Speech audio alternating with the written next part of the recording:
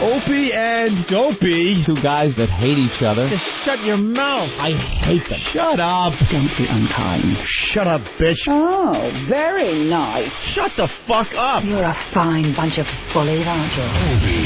I'm Opie. I could give a fuck. I'm Jim Norton, and I'm on the radio. Shut up. The Opie and Anthony Show. It's all about fun, fun, fun. I'd love to spit in your face. I will fucking kill you. Shut up, stupid. I'm just a zilch and I know it. Who cares? We're trying to do a fucking radio. I know what we're trying to do. I'm sitting here across from you. I understand that. The Opie and Anthony Show. Despicable asshat. And these dummies that work for us. You guys stink. Ben looks like a tall baby. Always laughing in the wrong places. Ben, where's the coffee? You rock. Hopefully he's going through a car wash with his mouth open. And there's Steve. Steve is a piece of garbage. And you stink. You are cordially invited to a robbery rape. This is family entertainment. This show is a disaster. Opie and Anthony Show. If you have any poo, fling it now. But enough of this palaver.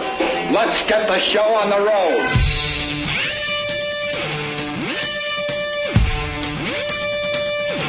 Okay, terrific.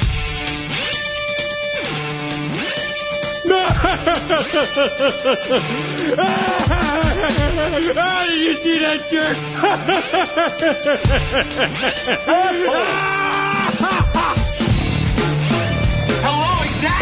Hello, exactly. Call me sir, goddammit. Goddammit. Goddammit. Welcome to the Opie and Anthony program. Oh, a high-energy Monday morning edition. That's right. That's what we do on Mondays to sound more energetic. Right, we talk about how energetic we are and try to talk faster. Actually, I'm feeling pretty good for a Monday. Oh, no. Pretty good for a Monday, yes. No. When I walked in here, I'm explaining how difficult it is to schedule our lives for Monday morning. I have to actually start thinking about Monday morning on Friday when I leave this show. When I leave the show on Friday, I have to start thinking about sleeping, staying up late on Friday night, and then it's Saturday. If I stay up late on Saturday, I'm going to sleep in late Sunday, and if I sleep in late Sunday, I can't get to sleep Sunday night. So it ends up like this. I have raspy throat. I have Kennedy eyes. I've been rubbing my eyes because I had 18 hours of computer time. I am a mess. We have MSNBC or something today. Yeah, MSNBC's coming in to say hi and interview us and do a little B-roll and I don't know. I don't know. We'll see what happens with that. Who knows? I got to go to the eye doctor because this stupid. You're going crazy. No, see, you got BlackBerry syndrome. What is it? People are getting it. What is it? It's looking at a small little fucking screen with type that's the size of Pinhead and trying to read it. All of a sudden, I can't see as well. Yeah. That screws your eyes up. Is that what they're saying? Yeah. There's a whole story about that. Where? Should have got the Trio 650. Oh, really? I had the Trio. I hated the Trio. Yeah? Yes, I hated it. Your eyes didn't hurt when you had that. My eyes are fine with my cell phone. But I didn't have the Trio 650, so maybe that's the difference. You know, people's eyes never used to get hurt by the telephone. The big ringing one in your house. And everything got done. Business got accomplished. We actually ran a civilization without the need of little tiny screens to fuck our eyes up and video on demand and little cell phones that people can didn't burn a hole in your brain. No tumor in your head because of the fucking phone. Never once did you hear about the big, heavy Bell telephone giving you a tumor. Yeah. And half the phone calls we make is just a waste of time. It's a waste of time. It really is.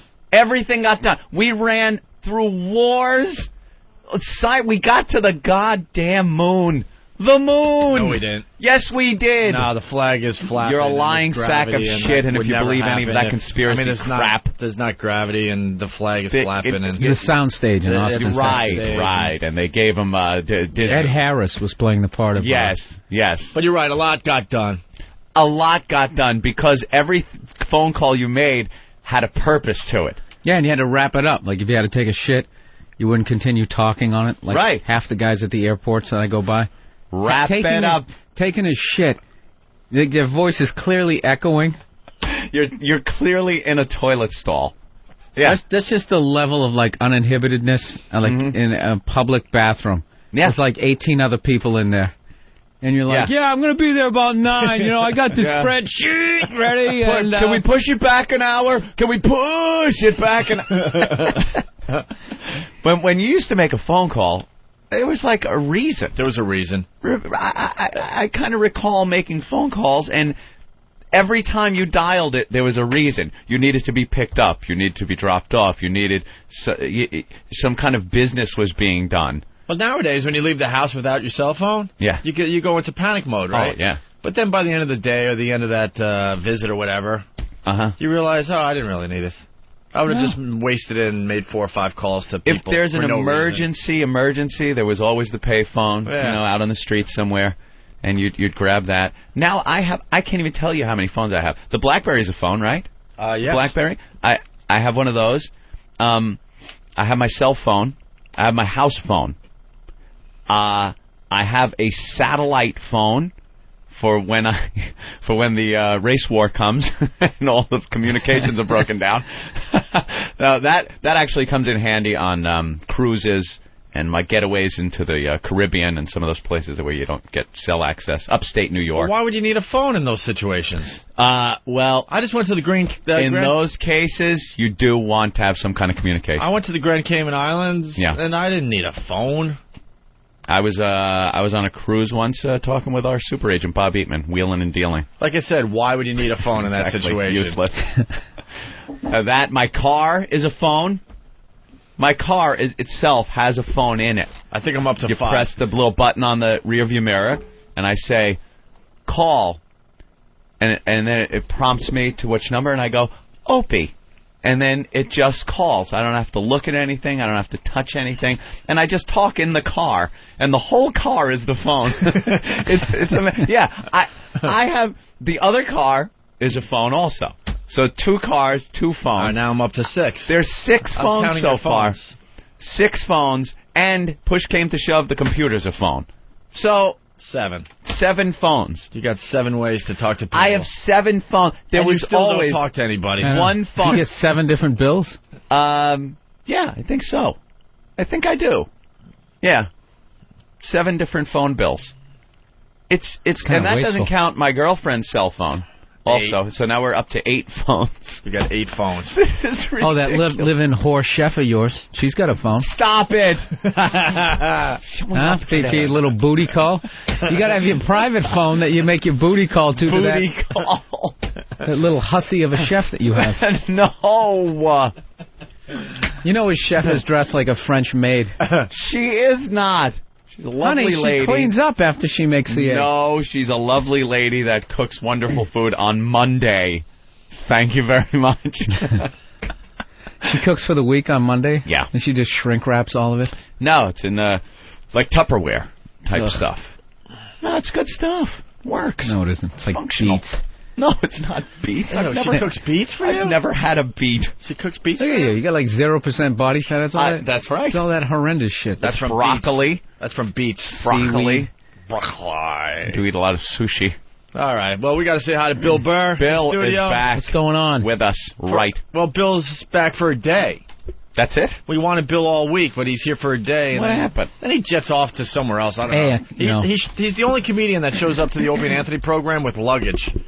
Oh, yeah, all the time. Now that he is just the pulls weirdest it in. thing to me. All right, and every time I have to come clean. I've added props to my act. I had a gig late last night. I'm sorry. Toilet bowl with wheels and pedals or something. I think Carrot Top's getting a little tired. I'm going to pick up the slack. Like Gallagher, too. Yeah, he sold me his act. Every time you roll in with the luggage, I have to acknowledge it, too, like luggage. Because no other comedian comes in here with luggage. I know. You had a level of, like, you had a real look of disappointment. Like, what are you doing? It's Monday morning and you got luggage. He's jetting out of here the second he leaves. So we got him today, and then hopefully all next week we're looking at that. Where do you go to right after the show? I have to go out to L.A. tomorrow, but tonight I'm actually going up for that Patriots-Colts game. Oh, you are? Oh, really? Nice. Hey, you know, Tom Brady, Peyton Manning, you know. Yeah. Little football game Your up buddies. I see you got the hat. Yeah, Very your nice. Pats don't have a chance. because we're injured. The Colts are a powerhouse. We're injured. Oh yeah, we're injured. We're big time injured, and now Peyton's finally going to beat us, and they're going to act like he actually beat the Patriots rather than a injured version of it. Yeah. In the end, it'll look like a win. I'm sorry. Yeah, he's a whining. I'm sorry. Whining. My Jets looked good yesterday, so I'm pretty happy today. 2-6, are they? 2-6, yes. 6 Jets. Nice. Yeah, real smart. 4th and goal, and you need a touchdown to win the game, or you lose and you try the hardest play in football. That's brilliant. Oh, they run the Statue of Liberty play? The old throw it to the corner of the end zone and let's see who could kick. Did they do that like 4 times though? Let's see who could catch it. Yeah. And keep their feet in bounds. That's a brilliant play to call as the last play of the game. It wasn't 4th and goal. Fire Herm Edwards! It's time. Fire him! Sorry. They were first down, right? It was first and goal, basically. Yeah, first and goal, and they blew it. Throwing that, what is it called? It's called a timing pass to the corner of the end zone.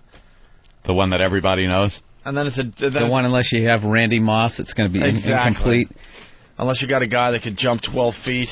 I hate that play. I mean, it works, yes, but the 4th and goal, last play of the game, stupid play call. Yeah. And the Jets lose again. That's because you have Steve DeBerg for a quarterback. Who? No, he didn't even play. Vinny didn't even play. It was Bollinger, who played actually pretty well for the Jets this time around. Brian Sipe. And Krebet might have played his last game. Another concussion, it looks like. Done. Another concussion. He used to be a friend of the show, by the way. He used to come in and say hi to us from time to time. I hope him the best. Hope he's What about okay. Terrell Owens? I don't know. What's that story about?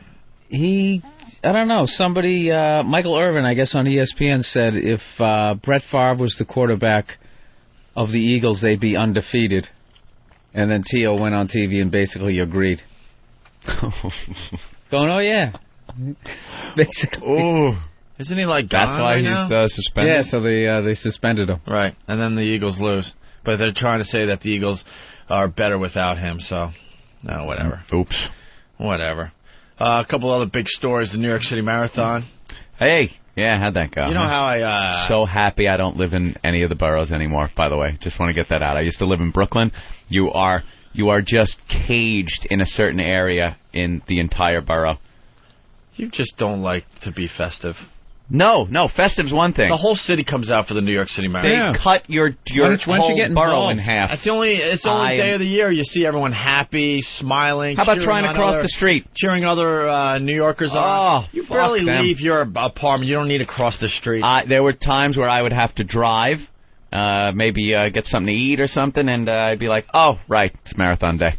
You can't use the bridge. You can't do this. You can't leave. It's a very festive day in New York. Festive. I don't mind that they shut down the city for the New York City Marathon. I mind when it's all those dumb parades every weekend. Well, see, now those people would say that that's festive. Yeah, but do you need the Guatemalan Day? I was going to say, I actually was going to use that as an example, too. Yeah, the Guatemalan Day Parade. Guatemalan.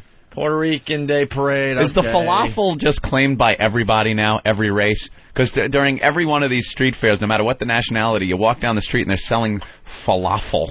Yeah, all those middle ground, the gray area races. Yeah, I don't know what they are, but you shouldn't be selling Portuguese falafel. Day. Who's showing up? You stumble on those. It's a city. Yeah. It's a city street. Those aren't like festive things that people want to go to. Right. It's white, black, and Puerto Rican. Yeah. Any other parade? Yeah. The German one. For the rest of the country, every weekend there's a parade in New York City. Every weekend. It's like parade season. But the New York City Marathon, you know how I kind of blade through the park some days? Uh-huh. And they're still running. They're still running to the finish line. Stop it. And I couldn't help myself, so I looked at one person, I go, why are you still running? No one cares and no one's watching. Still. They're still. I'm going to finish. But, of course, they'll be there for the last runner to come in. But all those people in between, no one cares. They don't even have the lights on at the finish line anymore. Is the clock gone and everything? They got the guys. They're just trying to clean up. Yeah. And these people, they're not even running, actually. They just kind of walk the whole thing. Like the guy at the party that won't leave. And I don't want to hear your crap. It's, any one of us could have just walked a marathon. Any one of us. Yeah, with enough time, sure. If you're not running the thing, then you shouldn't be in the thing. Uh-huh. Simple as that. Or we all should just take a Sunday stroll and do the New York City Marathon. Yeah. Any person listening to this can pretty much, compete. Yeah, there should be a limit to the amount of time that you can walk where they just, all right, buddy. Yeah, pack it in. It's over. Yeah, they come up to you they wrap that aluminum foil around you. Yeah. Put you in a cab. Go home. But these people are still out there. I saw a bunch of them coming in, and there's no lights on at the finish line, and the guys are just trying to clean up the area. Yeah. And they're coming in. But all the news crews will definitely be there for the last runner, which will be, maybe tomorrow. Yeah. When we all forgot about the New York City Marathon, they'll say, but one brave runner. No, it's going to be this chick, Zoe. She does it every year. She's a publicity whore. Oh. Well, and every year they make believe. She should rape somebody. Every year they make believe that, wow, what an amazing woman. The media knows this woman. She does it every year. Yeah, that's her gig. This is her big yearly appearance. It gets to the point where if there's someone a little slower than her, she'll back way off, or she'll sit down on the curb for 4 hours. That's what she'll do. No way. Oh, fuck yeah. It's all about coming in last. That's like, if somebody comes in more last than her, right, then it's she's not the last anymore. I suggest they give the NYPD, cattle prods for all the see if they're faking it or not. Well, if they're slowing down a little too much and, trying to be the last runner, you give them a little shot. A little shot in the ass. A little shot in the ass. See if they really got Move it along, fatso. They got to clean up the streets. It's not about you. And I have to admit, I don't want to be a dick or anything, but, if you are in a wheelchair, I mean, come on. I guess uphill's more difficult, but... I would gather. It's like a scooter, I could do 26 miles. Who couldn't? Well, they're doing it. Riding. Anthony and I used to talk about the marathon, especially when we were in Boston. I think if you're going to be in the marathon and in a wheelchair, it should be like a wheelchair. Like the old style Raymond Burr Ironside wheelchair. Yeah, with the two flip things for your feet in the front. These things are these things are state of the art with the wheels bent just so they can go faster. Oh, they paddle with their hands. They paddle with their hands, which isn't easy, obviously. Oh, yeah. I don't think any of us could paddle, use our hands in a wheelchair for 26 miles. Racing wheelchairs, though. But I think it should just be a separate race that they do. Yeah, but you can glide down hills. Yeah, they go flying. I could ride a bike 26 miles. That's all I'm saying. Yeah. Right. I agree. And there's no mountains here in the 5 boroughs. Right. You're not going to really be tackling any mountains. No, let's say hi to Chris in New Jersey. Cripples. Hey, Chris. Hey, Owen, Bill Burr. What's up, guys? What's up, Chris? Yesterday, flipping through the channels, New York City Marathon, last stretch, just make out an 0-8 banner on the side there. It was great. See the XM? Yeah, the pests of this program... They were working on that for over a month and a half. It was their secret mission. They were going to have a huge Opie and Anthony display at the New York City Marathon. Yeah. And a third of an O&A banner was seen for maybe a half a second. Oh, boy. No, I don't know how long. I didn't see the clip. But, mission failure. And now they're all yelling and screaming at each other on the board. I saw a little infighting going on. A lot of infighting saying, hey, to all you dicks that said you would be there Sunday, you let us down, you let Opie and Anthony down, you let the fellow pests down. Hey, it was cool. It was my said first you were going to be there. All right. My first live assault on the media is cool. All right. What? This is the first assault on the media. Oh, he did it? I guess he was involved. Oh, all right. Mm-hmm. Let's say hi to Jason and Teresa from California. Jason, Teresa, what's up? Hey, man, this is Jason's friend Philip right now, man. They are going at it right now, dude. They are going at it on my bed. Should I hand you the phone, or what's going on, my friends? California, it's a little early, right? It's like 4. So you guys are still all drunk from last night? Oh, you know it, man. We've been drinking all night, Bill Burr. Jason, what have we been doing? We've been putting that shit on the table. On the table! You know it. Do you guys want to hear from them? They're having sex right now. No bullshit. Wait, your friend is having sex right in front of you? Oh, dude, they're having sex right in front of me, dude. I'm about to whack my back Jimmy Norton style. So why are you in the room? Because I'm a pervert fatso that can't get laid by himself. All right, so your friend and his chick are going at it? Yeah, here, let me hand the phone to my friend Jason, who's getting it right now. Here he is. Here's Jason on the table. Hello. What's up, Jason? How you doing? Hey. What? Explain what's going on. I'm having sex right now, dude. I got a girl on top of me. Oh. Can you hear her? Yeah, we don't need to hear you, bro. She sounds like it. That other guy didn't have the energy like he was watching two people. Sounded like he was still at the marathon. All right, you guys are live nationwide. We'll shut up for a little while. All right.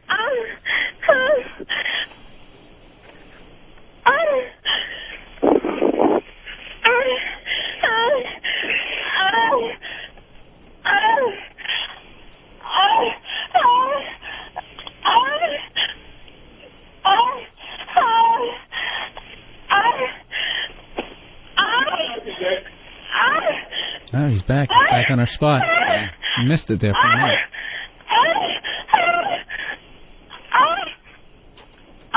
No, she's got to start over again. Yeah. Oh, shit.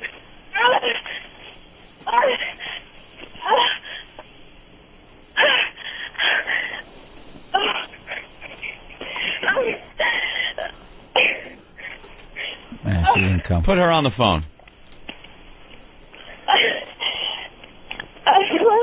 Hello? Hello? Hey, you're getting fucked? I am. No, I'm doing the fucking. Oh, you're doing the fucking. I'm on top. Why don't you, I hate doing this. Sometimes it backfires. Why don't you tell everybody exactly what you look like? Let's just say, I have blonde curly hair, long. Uh-huh. I got nice boobs. And a great fucking ass. Well, how much do you weigh? How tall are you? Yeah, height and weight. Height and weight. 5'7", about 130. All right.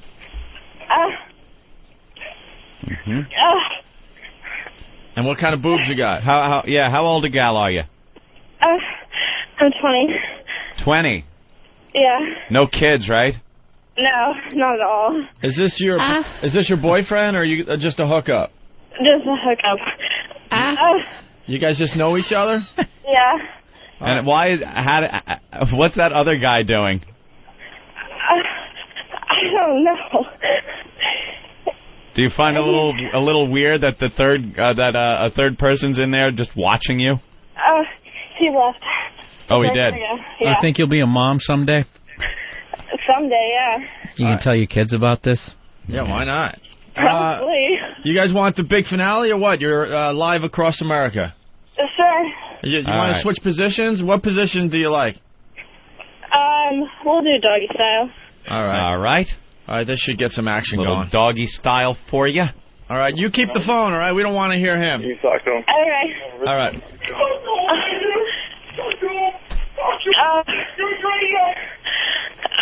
It's so weird the other guy's in the background. Yeah, he should have like perverted energy. Like, yeah, they're over there fucking right now. He's just like, oh my God. Like the guy in Pulp Fiction that just stood there going, yeah, fuck him. Yeah, fuck him.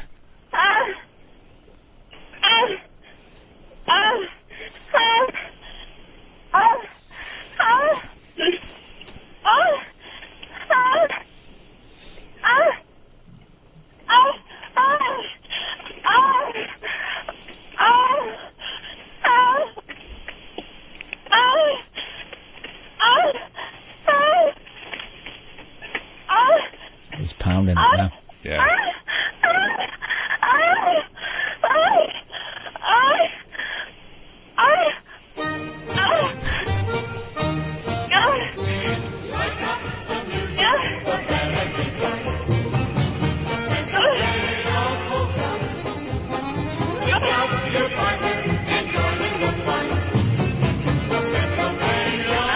Hello, exactly.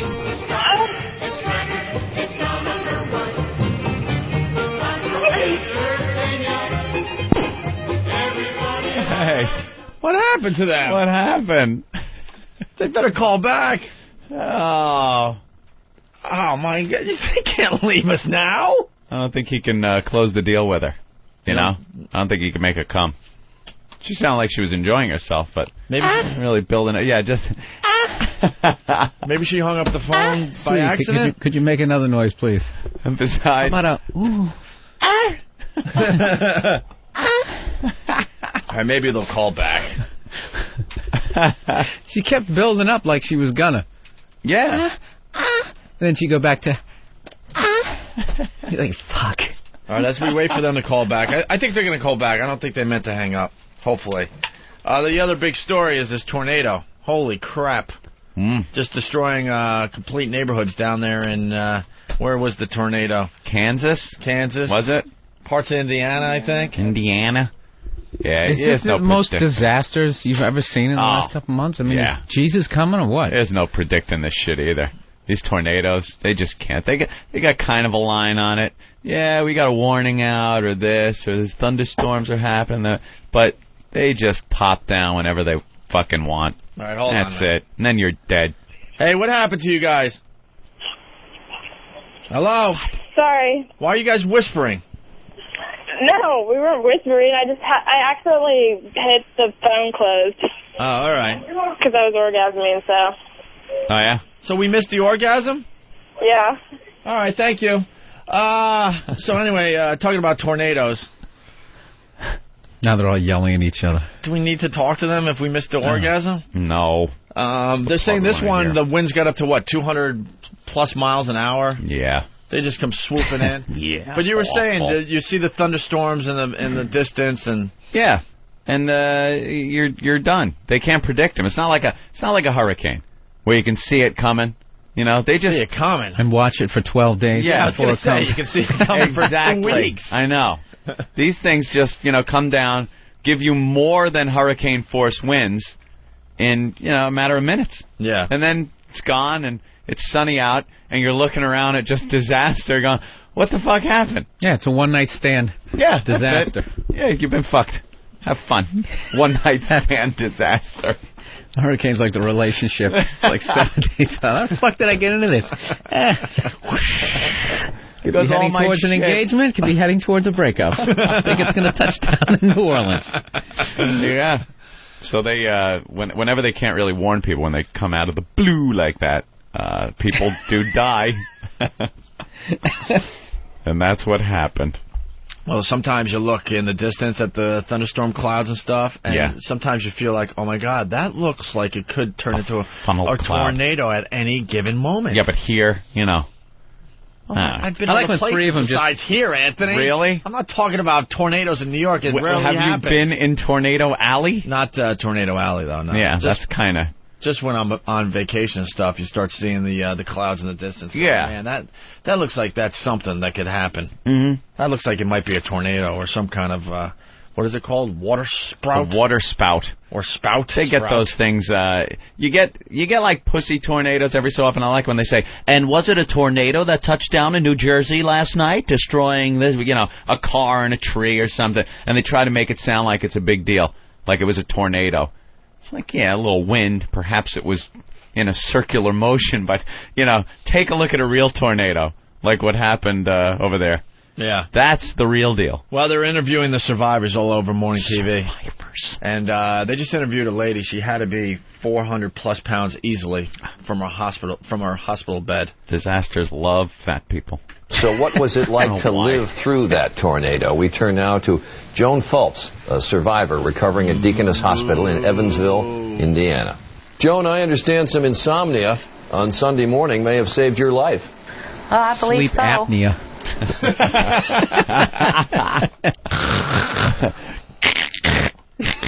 Insomnia? Yeah. Listen, you can hear how fat she is. I believe so. Yeah. What happened? Well, I had heard that there was a tornado warning in Kentucky. I wasn't too concerned because at first they said it was going to hit the west side of Evansville, and I live on the southeast side. Okay. And just a few minutes before it hit, they said it was going to be between the Henderson Bridge and Newburgh, Indiana, and that's exactly where my mobile home park is. Of course. So when you heard there was a tornado, our mobile home park. What is up with that? She had a big package of Oreos in front of her. Oh, yeah. It became deadly discs. Deadly chocolate discs. My Oreos went spinning off at hundreds of miles per hour. Killed my dog, embedded right in his forehead. I know a lot. Thank God it wasn't double stuff. I know a lot of hack comedians do that joke about why do you live in Tornado Alley, and the trailers. Especially if it's a trailer where you can just move the trailer. Yeah. Well, why? Yeah. Like, why? It's the lightest weight little tin can homes in an area where, there are hurricanes. But more importantly, you can move out of there, is the point, if you have a trailer for the most part. Yeah. Because even if your home is, anchored down nice, it's still going to get destroyed in a tornado, right? Yeah. I don't think those trailers can really be moved very quickly. Though. No. Yeah, it's one of those are the ones that have been there for, like, the double generations wide. And generations. And any truck that could pull it away got repoed right years earlier. The wheels are gone off of it, They're up on the cinder blocks. Yeah, you got to go old school. Just go out and chain yourself to a tree. Yeah, that's it. Get a fat tree. Catch a fucking woman. hibachi to the side of your head. So when you heard there was a tornado in the area, even though you didn't think it was going to hit you, what'd you do? Started praying. And then when I found out that it was going to be coming toward us, I went to my closet, and I just had barely got in the closet when there was a whoosh of wind, and then it just, a bam, just that fast. And I was turning and flying around. And no, you weren't. I didn't really feel any pain. And I don't know how long I laid there before, anything else happened, because I know I was knocked out for a little bit.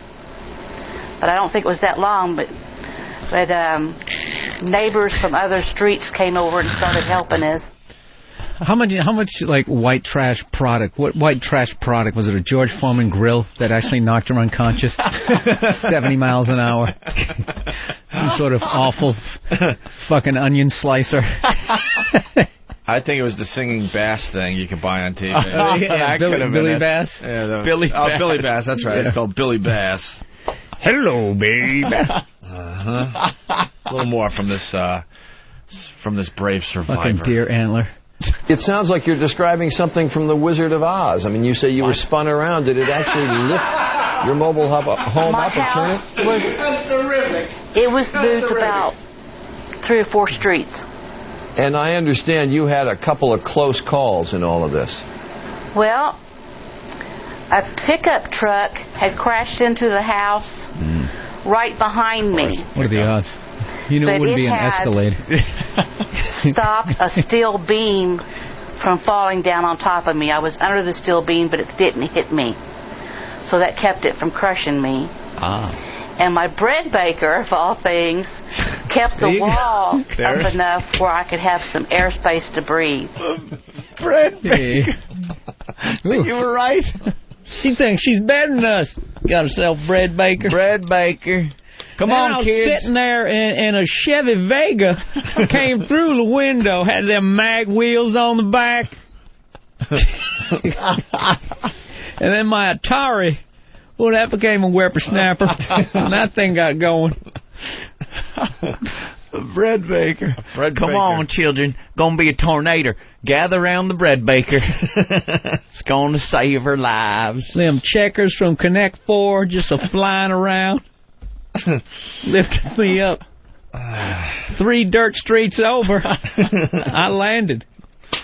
What an awful way of life. You know when you get way out there in the middle of nowhere and it's just named after like a letter, like Public Street H. Yeah, they just didn't even. It's not even worth a name. No one wanted to be named after anything. Just numbers Still and letters. Fighting for electricity. You got that dude with the spool backing up the street. Gonna get our sewer system in next month. Anyway, some of the no tough more stories. communal shit. Yeah, well, good thing we don't have those to worry about, right? No. Well, just terrorists and. When we get back from the break, we have a man who's suing after getting glued to a toilet. Very injured. And the man is Jay Clark, who's one of the bigwigs at the Little Doggy company, looks like. That's what he looks like. There he is, Jay Clark. He was glued to a toilet seat. Why would you show your face on TV? I was going to say, he grew the beard for this interview. After he gets his money, he's shaving it. Why would you, go on the news? Just sue, leave it at that. And what happened? I don't even know the story. Did somebody put glue on a seat as a gag and... Yeah, and he sat down? Well, we'll have the story after the break. I think they were cleaning the toilet with some glue. Cleaning it with some glue? There's all the wise asses in the warehouse of the Walmart or something that shit happened in the sand. Where was it? What's going on, Ben? Just showing him some pictures. Pat's dude. There's pictures of those pirates. Someone just sent in pictures of the pirates that at the cruise ship. Yeah, that was in the paper. Pirates, are they? I was just we're gonna print them out. They don't dress like pirates. No, they dress like homeboys. Yeah, they're like homies. What happened? In boats. The pirates attacked the cruise ship off of Africa. Off of Somalia. That's the first mistake. Why would you take a cruise ship anywhere near Somalia? Not known as our friendliest little neighbor. And that's not rubbing it in their faces. Yeah. Seeing this luxurious cruise ship offshore. Waving. You think they toot the horn? So play. You can hear, feeling hot. It was in the middle of the night. They're just starving with throwing shrimp overboard because it's just too full. Yeah. It's happening. Piracy. It seems it's commonplace over there. And a lot of the crews now are trained in this, and they were trained. They got all the passengers to the middle of the ship in one of the restaurants. So they weren't just, Murray, what's happening outside? Get on the balcony. I hear some noises. They got them all to the middle of the ship. And just the captain knows the maneuvers to do to get away from these guys, and tried to ram them, tried to get the wake to flip them over, and finally just outran it. Is it just an annoyance on the cruise ship? Like a bug? An annoyance back on a cruise ship? I don't know. An annoyance on a cruise ship should be the roast beef is a little overcooked. Here are the pictures. That's the most annoyance I want. Dude, freaked out. I fucking hate the ocean. I can't imagine being on this. Bill, look at the cruises are great, people. Man. Look at these. Look at the pictures. Let me see the close up. Oh, that's nice. Yeah, little skiff. Where's that one? There you go. Look at them with the RPGs, the machine guns, the close off the coast of Africa. Can you imagine those white people? Oh my God, they're gonna eat us. Oh my God, we're gonna be in big steel pods. The one. Look at him with a little AK-47. Is there a guy in the back laughing? Yeah, I was gonna say that. The one pirate is laughing as the other guy aims. Motherfucker. They're just having fun. I'm me mateys. This is just a day out for the boys. Ooh, you varmint. There you have it. Do you idiot galoot. Now I gotta go back to the ship for another RPG. One at a time, the shark bites his foot. That's the new face of pirates. Yeah. Where's this shirt like our own E-Rock was wearing the other day with the stripes? Why are they wearing Nike wear? Arr, motherfucker. All right. There you go. Pirates. That is scary, though. Cruise ships off of Somalia. That doesn't happen on the Caribbean cruises. How many fucking minutes before did they come up with that plan? Yeah, that seems a little spontaneous. They were bored. Looks like they were fishing at first, and then just somebody said it. And like, fishing with guns and RPGs. You want to do it? Well, look at that little ass boat. Yeah. And you would think you would have a boat that could outrun the cruise ship. If you're going to hijack a boat, have a faster boat so you can catch it. But the crews are all trained for this now when they're cruising around Somalia for some reason. Wow, that gap between the rich and the poor is just getting wider and wider, isn't it? It is. I love it. I love it. When I've been to the Caribbean, though, not one pirate. Not one pirate. The only pirate I ever see is the wonderful Captain Morgan. Arr, matey, make me another with Coke. I saw Captain Marvin when I was down in the Grand Cayman Islands. Is this from, who is this? Biv from Whackbag. Army primates. That is an awful racist joke, and I must give you the bell, no matter how creative it was. All right. I don't think the pirates are in the Caribbean, really. Nah, that's old school pirates. Nah, they got that all figured out down there. With the big blowing sails. Yeah, no. You just give it a quarter throttle and you're outrunning them. Arr, step it up. It's off these other islands that you got to worry. Yeah, off Africa. If you're cruising off, I don't know. Like my parents have suggested doing European cruises, like the Mediterranean and shit like that. I won't go. I like going down the Caribbean. They're all nice. They try to sell you stuff. That's about very the big safe. Convenience. There's no Muslims. No safe. Muslims down there. Boat full of dynamite. That's right. Trying to put a big hole in your boat. Going on another one in April, by the way. That's right. You want an even bigger ship. You want to go to an Allah-free zone. Right. No Allah. No Allah. No Muslims. All right. That's it. Why don't we take our first break, regroup here. Arr. When we get back, we'll have the toilet story, I guess. The guy that's suing. He's suing because he was glued to a toilet seat. We'll see what that's all about. Also, another assault on the media. Where be the white women? That caused all sorts of controversy on whackbag.com over the weekend. We'll get into that a little bit. Mm-hmm. Some people are saying we shouldn't have assaulted this particular story. Yes. Shut up. More controversial. Shut up. Stop it. And we got Bill Burr in studio today. Like sands through the hourglass, so is the O&A virus. Radio, and I've worked for all of them, so, you know, but I always thought it was such a stupid thing. The home of rock and roll, and all the other rock stations in your area, they're not the home of rock and roll. We're the home of rock and roll. Yeah! Oh, no. Right on my fucking foot! That fucking thing fell again, right on my fucking foot! I just love shit like that.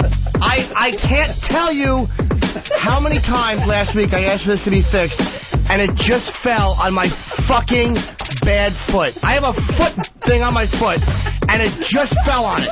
Don't laugh. I'm trying to get a foot thing on his foot. He has a foot thing on his foot.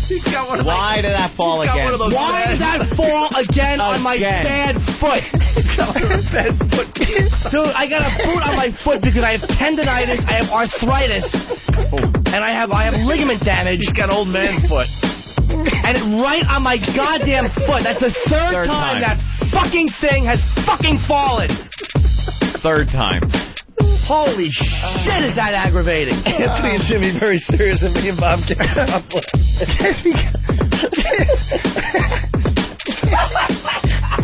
It should not have fallen again. Right on my foot. Oh my Holy shit. I saw his face. He just heard that freaking whack. Scared the shit out of everybody. And then you look at scare me, man. Don't he look like a stress doll? Somebody squeezed his gut. And then he just, I got a foot thing on my fucking foot. Look at his foot. I got an arm thing on my foot. Look at this thing. Look at this thing he has to wear. Big foot thing. I have enough problems. He's going snowboarding after the show. I'm trying to avoid surgery. Yeah. And I have out of stage 4 damage, I have stage 3 damage. I'm 1 inch from surgery. And now you get stage 4. And I want to bite somebody's fucking face for that. How did that happen? I want to know who fixed Are you that. on the AZT for the Why stage? did it not why was that not fixed? No one fixed it. It wasn't fixed. Holy shit, is that irritating? It was Prop fixed, it up. wouldn't have fallen.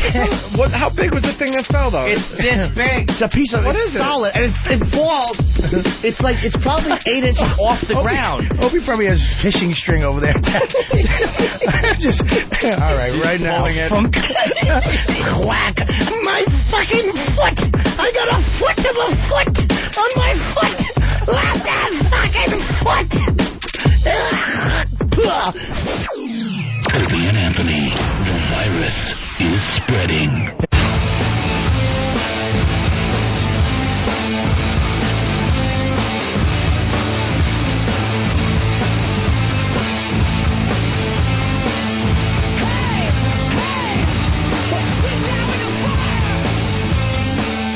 You're checking out the Opie and Anthony program. Bill Burr in studio helping us out once again today. Absolutely. All right, we got lots to do. There was another assault on the media. Yes, there was. A bunch of asses saying they were spending too much time on the assault on the media contest. We spend maybe 5 minutes a day. 5 minutes a day. People. You know, out of 4 hours of programming. Let's all calm down and relax. It's a biggie for the show. It's helping out the program a lot. there was a guy that wrote a list on the message board, a 10-point list of what we should be doing on this program, Opie. Is it worth reading? No. Oh, okay. It just stinks. One of it was we should only concentrate on assaults on the media 1 or 2 times a month. Now, we concentrate on them when they happen. It's something that happens spontaneously. We could get 3, 4 in a week, and then we could go 2 weeks without any assaults on the media. You can't have an assault on the media and then, all right, well, we can only do this once or twice a month. Let's save that for, 2 weeks down the road. Not quite topical. That's that point alone was ridiculous. And then later on, O&A have to start doing the things that got them the attention that they used to get. Well, how many stories have been done in the paper about the assaults on the media, you jackass? That point negated the first point about... I absolutely hate critics. If this guy knows how to do a radio show, then start doing your own. Then do it you fucking yourself. asshole. Then do it yourself. Get a show.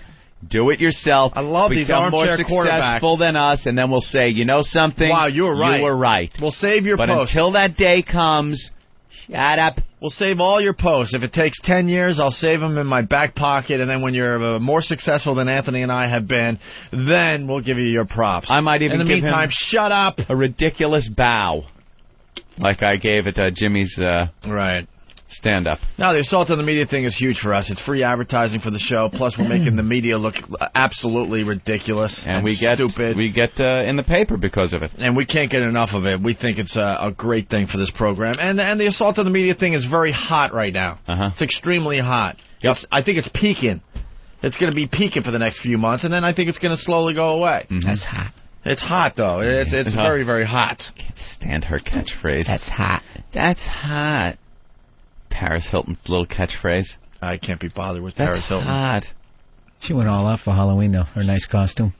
But she dressed up? She dressed like a whore. Can you believe it? A whore? I think she just wore her regular whore clothes, and then she put little fuzzy ears on top. I'm a fox. I'm a fox with a thong. It's hot. Isn't it hot? It's hot. My boyfriend's name is Paris, too. Then we don't get confused. Not anymore. You got to be up on this. Oh, really? And I just said I don't care about Paris Hilton. But you know she's not going out with that guy named Paris anymore? Now she's with a new billionaire, so... Yeah. Yeah, she blew off the Paris guy. Oh, shame. All right, so why don't we get into this a little bit. The Assault on the Media contest is going great for the month of November. No Filter Paul's in the lead. Of course, if you were listening last week to the program. Here's the other thing, by the way. Some of these people listen too much. I hate to say that, but they do. Yeah. Like, I had a little family function over the weekend, and I have a brother and a brother-in-law especially that are just freaks about this show. They listen to this show religiously, right? And I asked them if they heard the latest, Assault on the Media from No Filter Paul, which we talked about a lot last week. Didn't hear it. No.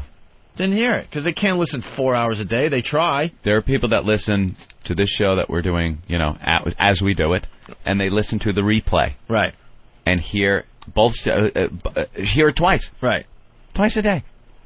I mean... We've been at this a long time. Here's a little taste of reality for the real hardcore listeners, and we appreciate you guys. Of course we do. You guys make a lot happen for this program. But the reality is the average listener to this program probably listens about a half hour a day. Yeah, you're not the norm. And you're not the person that we have to base how we do this program on. And a half hour a day is probably pushing it. Pushing it. Okay. Is it unfair because you're there for us during the live show for 4 hours and the replay for 4 hours, and you're such a dedicated fan? Is it fair that you're not the person that we, as a show, should cater to? You're right. That isn't fair. But it's just the way it is, and you got to deal with it. I just laugh when you read stuff. They're spending too much time on the Assault on the Media thing, when the reality is we probably should spend more time on it. We really should. 4 hours, Opie. I'm just laughing because I thought I was the only one who reads, emails and shit, and I just obsess and flip out about it. Insane. Well, now we just fight back. It used to get to us. Now it's just now we like to show how ridiculous half this shit is. I posted last night on a thread. It was your favorite bits from O&A. What have they been? Yeah. And I had to post because I swear to you, that topic comes up every week. Every week. That topic is there. Dude, what's your favorite bit? Dude, favorite bit from O&A? Dude, what's the favorite bit? Best bit ever. What's the... See, it's not easy. It's not easy. And that's what I posted. I posted, geez, you guys, can't you come up with something new? It's the same shit. You guys just rehashing. You posted, I like the board the way it used to be. The reality is there's only a handful of shows that can pull off what we're doing on a daily basis. Right. That's the reality of it. We're great. Shut up. It's so hard to come up with 4 hours of brand new stuff every single day. It's almost impossible. So you find these little things that you can write out a little bit, and one of them is the Assault on the Media contest. It's our job to try to keep it as interesting as possible. And until I stop laughing when I see them on TV, we're going to do them. Oh, I'm not bored of them at all. They are hysterical. Now we got an Assault on the Media section on opieandanthony.com where you just click the link and they're all there. Yeah. I spend at least an hour, maybe an hour and a half over the weekend just randomly looking at them. Is that my post? Oh, what does it say? Oh, here it is. My God, how many times has this topic been done? It seems like every week. I like the way the board was before. It's like you guys aren't even trying anymore. Same topics over and over and over again. You're phoning it in. That's what these idiots say to us, Bill. That we're not trying anymore. Yeah. Bullshit. This show is so much better than the commercial radio show we did. Then you should have written something like racist. Yeah. In there. That's like another thing they find, like, on one of those things they had, like, ask myself some questions, like every question. Yeah, there's got to be some kind of racist thing. What'd you think of that coon Charlie Murphy? Like, you're being, like, edgy. Yeah, what the fuck, Yeah, guys? It's just like, why don't you go say that to his face? Why don't you ask him that question? Yeah. Those tough internet racists. You know what I mean? Yeah, go read your post up in racists. Harlem, and then I'll answer it. You know, there used to be somewhat of a gamble to be a racist. Because you couldn't just be a racist sitting in your living room. You know, it had no impact. You either had to be a racist out in public, which then opened yourself up to an ass beating if the wrong person heard it, or to get your point across, you would have to print up flyers, go to cars, telephone poles, and hang up your racist things. Now, complete anonymity. Right. You just sit there, type away, there was a time, and hit send. Pussy racist. Yeah. There was a time, there was a risk. There was some risk. You're walking down Main Street in your town with your flyers, with your big stapler, whistling a tune. It doesn't matter, 4 in the morning, no one's around, you're stapling. Clunk, you might get a guy that's going to come down and go, this motherfuckers. What do we got here? Yeah. Now it's just, click send, fucking A, dude. Look how brave I am. No need for a 2x4 anymore. No. Dude, like every other one of them, and then even on MySpace, people they'll send you like pictures, and it's just some horrifically racist fucking picture of some black dude. Dude, how come you won't accept me as your friend? Because you're a moron. That's why. Because you're a fucking moron. And there's just something so fucking, it's just so pussy about that. You know what I mean? It's like say it to the person's face. Don't fucking have this little snickering in the background. There is definitely a line between racial humor and racial stereotype humor and just coming off like, oh my God, that is not a healthy attitude. Blunt force trauma, racism. There's just no subtlety. Yeah, like you could be talking about anything on the message board too, you know? And it'll just pop up. Yeah, do they not see the line? Yeah, they'll be like, black people, you know, why are you guys always talking so much in movie theaters? Yeah, niggers. Right? Is this the same thing? We're all on the same page? That's right. I didn't leap just fucking 80 yards down the fucking road. They literally think it's like the same thing. You're like, no, dude, it really isn't. See, the first thing was kind of funny. Yeah. And people were kind of all laughing, and then you went there, and maybe there was a bit of an ironic twist to it, some kind of stereotypical humor to it that... Some sort of hint that there was a little twinkle in your eye as you were doing it, as opposed to just straight up white rage. I watched this thing on the Klan the other night on what the hell was it? I don't know, one of those 80 million channels out there. Just how was it one of the educational channels? Yeah, they're trying to tone it down. Oh, yeah. They're trying to tone it down to try to be more like mainstream. Or PC. So a lot of people are defecting from the Klan, and like one person was just like, I don't understand. You know, if there's no hatred, I mean, what's the point of being a member of this? What's the point? And my thing is, how fucked up are you when you got to walk away from the Klan like these guys are a bunch of fags, man? The new Klan. And that's all you need, too, is a great web page with a nice logo, the KKK, and a nice font. Oh, and it's all these just horrifically poor white people, and they're hating black people. It's like, dude, they're not the ones. They're the ones running the Fortune 500 companies that are fucking putting the Walmart in and taking away your fucking... They're not. My local store. Sons of bitches are You're taking over. All right. There's 200 million of us and 37 million of them. It is truly just a bevy of everything on the internet. Yeah, to bring it back around, so the assault on the media thing. Mm-hmm. By the way, we added some great prizes for this month's contest. We got the basics. We got the MiFi with the year free subscription. We got the dinner with E-Rock at Paisanos on Mulberry Street in the heart of Little Italy. And, of course, admission to check out one of our shows, right? Mm-hmm. Now Jägermeister has come to the table, and they're giving out, like, guitars valued at $900 each. Jägermeister amps, $300 each. Jägermeister Music Tour Disturbed coffin case guitar cases, valued at $300 each, and then a pair of tickets and VIP passes to be in the Jägermeister VIP area and meet the bands. Man, that's the Disturbed tour, right? Nice. I don't know what other bands are playing on that, but we know our pals Disturbed are involved in that. So Paul, No Filter Paul, did another assault on the media last night, or 2 nights ago, and there's a lot of controversy because the story was over. What was the story about, Big Ass Member? The story was about a kid who was run over outside a park by a guy fleeing police in a police chase. Yeah, it was a cop chasing some car through a residential neighborhood, which is what all the hubbub's about, and hit a kid. I don't know if I'd call it residential down there. It's more like the ghetto. I don't know. They said residential neighborhood, like there was a school nearby, and whatever. Tragic. But it's a news story, and they were doing a live feed from that.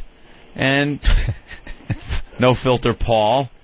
This makes it even better when it's like a serious story. I know.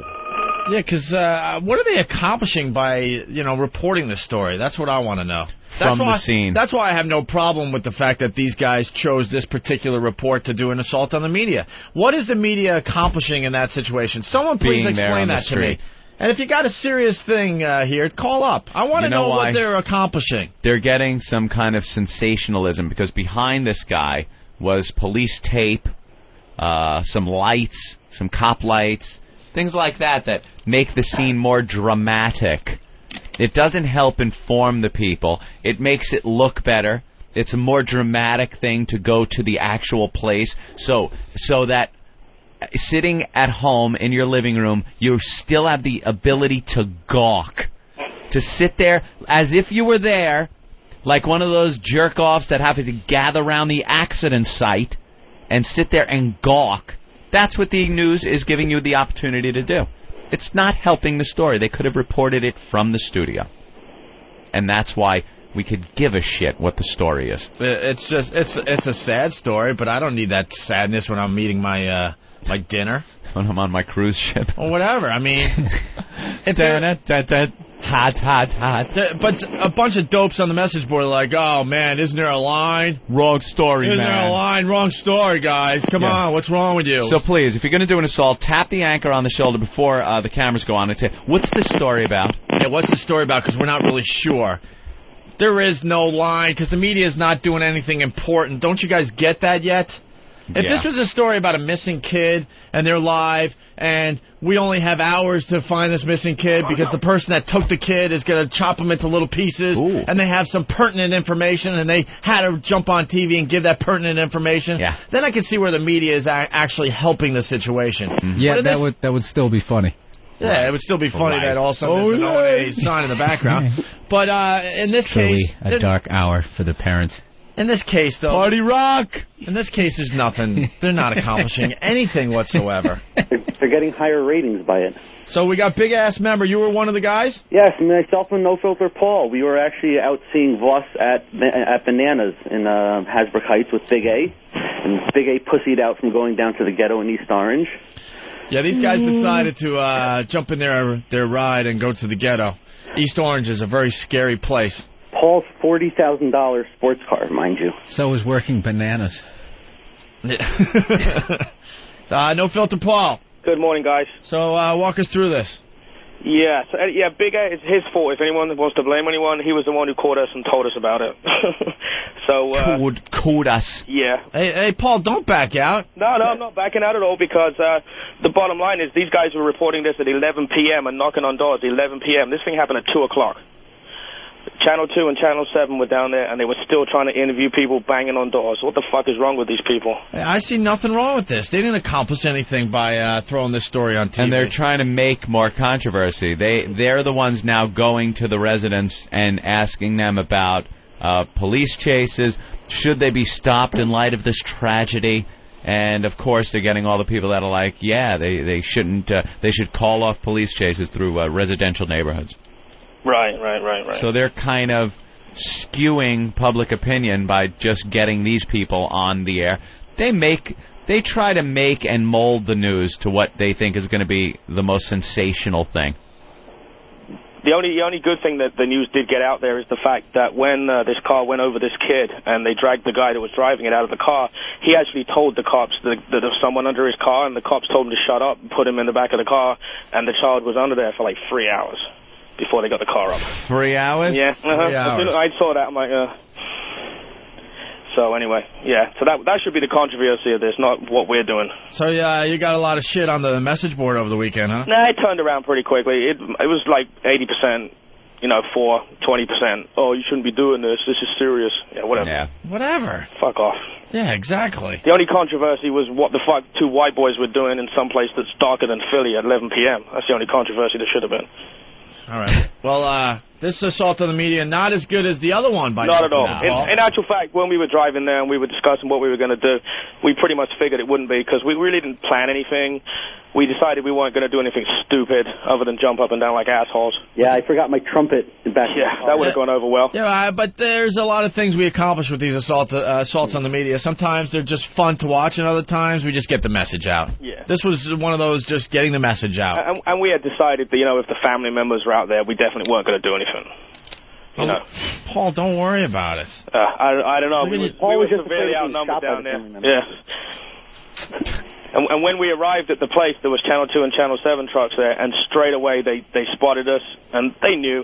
Because it was the Channel 7 guy was the same guy that, remember the mystery pest that stuck his head in the side of the screen last month? Yeah, one of my favorites, where the guy just peeked into the shot, and then the black reporter had to push his face out of the shot. Right. As he's going, hey, you listen to Opie and Anthony on XM Satellite Radio? Yeah, hey, you open? And he just turns and pushes the pest face out of the shot. Conversation with the news guy. He's doing his live. Oh, yeah. He looked in like he was going to come out of the screen. Yeah. Hey.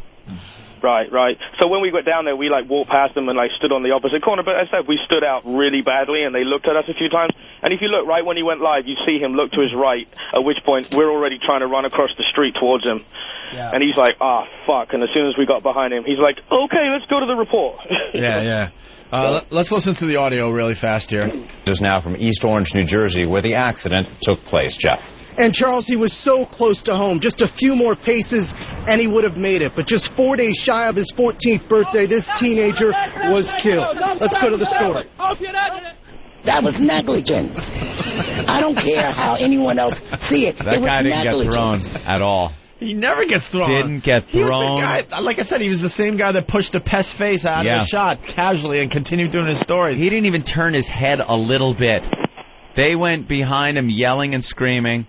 And even when he was done talking, that slight pause between him stopping and going to the tape, he just focused forward on the camera. Yeah, and that's Channel 7 once again. Channel 7's getting hit so many times by this assault on the media contest. He definitely did shorten his report, though, because he was looking at his notepad and he was like, I don't think I'm going to bother reading this. Let's just skip to the video. Right. All right, hold on a minute. We got to get more dramatic lines. Let's say hi to Tim. Hey, Tim, what's going on? Not much, guys. What's going on? All right. I got to tell you that I was watching the news, and I live in Maywood, which is pretty close to East Orange. I do a lot of work in East Orange. And when it first came through, I was like, oh, man, this is the wrong time. But then it occurred to me, what the fuck are these two white guys doing in East Orange at 11 o'clock at night? Yeah. I do a lot of work in here. I don't want to go in there on like a Sunday morning at 6 o'clock when it's pouring rain out, scared for my life. Right. Here's these two guys walking in the middle of civil unrest. All these people are pissed at the cops and everything, and they're taking advantage of it. I thought it was hilarious. Wow, they're big fans of the Opie and Anthony program. I thought it was hilarious. All right, guys, see you. All right. No outrage at the guys that were driving the actual car. Is there outrage at the guys that were driving the car that ran the kid over, that were in a stolen vehicle? Is that? Can we get a little outrage on those guys? It's always the cops' fault. It's always the cops' fault. You know, that's the whole thing. Yeah, that is ridiculous. Yeah. What about the guy who actually ran the kid over? And then the confusion is they're running up going, okay, we're going to get shot, that they got weapons, blah, blah, blah, blah. Yeah. They're not listening to him. There's 80 people all yelling at once. Yeah. Excuse me, officer. Yeah. I've not seen at that those point. scenes. They are nasty. When you're trying to, cops are out there and they're trying to arrest a couple of guys, and the whole town now starts coming out like zombies are coming out of their houses, and you got to try to keep them back. And they're, I need some backup. Let's get. Yeah, we back up here. We need some backup. Hey, two guys sitting there. Keep back, stay back. Oh man, this is gonna get ugly. It's basically 50 people yelling, "Shut the fuck up!" Right? Yeah. Back the fuck up! And God forbid one of the guys that they're arresting starts resisting a little, and you got to tune him up a little, get the cuffs on the back. Why you hitting him? You know what I always wanted to ask? I always wanted to ask, like, either somebody, like a bouncer, somebody security at a game, or a cop, why when, like, you ever see a dude, he gives up. Yeah. Okay? I give up. You're on the ground. They'll even lay down, spread eagle. They still got to come in with that flying fucking drop kick to the back of your head. Like, what did they train you in the school? Like, what happened? Like, dude, there was a guy, man. He was spread on the ground. We kind of moseyed on up. He fucking turned his foot, broke his ankle. I mean, what happened? He laid completely prone. We walked up, went to cuff him. Dude, the guy had a knife. I don't know how quick he grabbed it. That's probably. I saw a kid in the club one night, right? He started a fight with a guy, and then it starts to stop, and these 12 bouncers are coming at him. And all he said all right like 50 fucking times. He just like, all right. they just picked this guy up by his neck, like four of the biggest guys you ever saw, and just started running towards the exit. And there's like people dancing, just clearing a path. And he just, all right. Once you're in battle mode, it's just over. You've seen these guys get into these car chases where the guy's trying to run the cop off the road. He's throwing shit out the window, whatever, and they finally get him. He gets out of the car, and I've seen the one on Cops is hysterical, where the guy gets out, puts his hands up and smiles like, all right, you got me. Three guys just bam, right to the ground. Oh, yeah. The one cop, the knee on the neck. My favorite, the hair pull, where the cop grabs the guy by the hair, and the side of the guy's face gets pushed into the ground a few times. Like a cheese grater. Yeah, just, and they're rubbing it on the ground. And then they just grab, it looks like they're breaking both arms to cuff him. I love that That's shit. probably because their superior officers yelling at him when in the car. It's on the fucking news. Yeah. Will you get this guy? Get this mother effer. I love that, though, because why should the perp be able to just decide, all right, it's over, I give, now treat me nicely? No. But they're that's pissed. But that's someone's baby. Yeah. That was someone's bundle of joy. No, sorry. Fast forward 19 years. When you, I think the adrenaline gets the best of you in that situation. That's something they've talked about. The like all of a sudden you can't up. turn it off. You got the adrenaline flowing through your veins there, and all of a sudden the guy puts his hands up, but you're not, like you said, I talked to this cop one night. You're not ready to stop. One night, and he was saying, like, a lot of times guys, the first time they get into a gunfight with somebody, they pull their gun out of their holster, and by the time they bring it up level, they're out of bullets. Oh. Like you're a drink, you just say, bah, bah, bah, bah, bah, bah, you keep shooting at the asphalt, and you click, click, click, click, click, click, click. You just someone's shooting at you. I was asking him, I was like, how the hell did they shoot that guy, 40-something fucking times? It's like, dude, you have no idea what that's like. Yeah. When someone's shooting at you, you think you're just like, fuck. No, you're not going to shoot one and then assess the situation after every shot. Does he look hit? Is he still a threat? How many bullets are in my gun? Yeah. I'm going to shoot him till I hear the clicking Let noise. someone else count him up later. I'm not worried about counting right now. Sonny Forelli, what's up, Sonny? Hey, guys, what's happening? Sonny Forelli is another guy that just does a lot of assaults on the media. I'll tell you, personally, morally, I try to stay away from the stories that involve death and stuff like that, but that's just a personal opinion. And as far as the attack on the media goes in general, I think it's all game. Of course it's all game. Yep. These guys are not accomplishing anything. Yeah. I mean, let's face it. I mean, the last thing I want to have in front of my yard if I have a loved one died tragically is having my local media sitting in front of my door at all hours of the night. Yeah. All right. Well, thank you, Right. sir. Thanks, Sonny. Hey. We look forward to your next assault on the media. Yeah, definitely. Hey, Anthony. Yeah. I saw it coming. Yeah, I like, kinda hey, did too, Anthony. huh? It's like, yeah. Vinny. Yo. What's up, Vinny? Hey, boys. I just want to say no assault on the media should be left unturned, man. Any live shot about anything, whether it's a missing kid or whatever it could be done from the studio. A live shot's open game, boys. Yeah, and we've heard in the past a reporter turn to one of these pests and go, what are you doing? We're trying to do something here. What are you trying to do? Someone from the media explain what you're trying to do with these stories. It's rubbernecking from your couch. You can do it at the studio. You know, it's rubbernecking from your couch. I've never They're heard giving it- you the opportunity to do. That's brilliant, Anthony. I've never heard it put that way before, but you're so right. What was the purpose of the guy doing the stand-up shot about the subway rape from the subway stairs? Down these very stairs, and then you look and go, oh, those are the very stairs. Right there on our TV. Just do it from the studio. Down these urine-soaked stairs. Yes. Follow me as we... Bring the camera. Follow me as we walk down. We're following them. I'm frightened. These Geraldo remotes. Geraldo's got some new show now, right? Yeah, we got to start. That he's doing We gotta start Geraldo at taping large, that. and he's just like the worst of the worst when it comes to shit like this.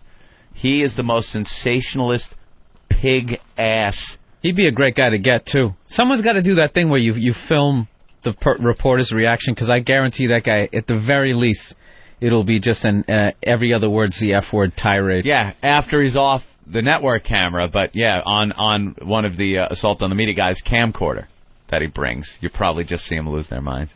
Send that in. This you nice reporter being professional, motherfucker. All right, let's go to Ollie. Ollie. Hey, boys. Hey.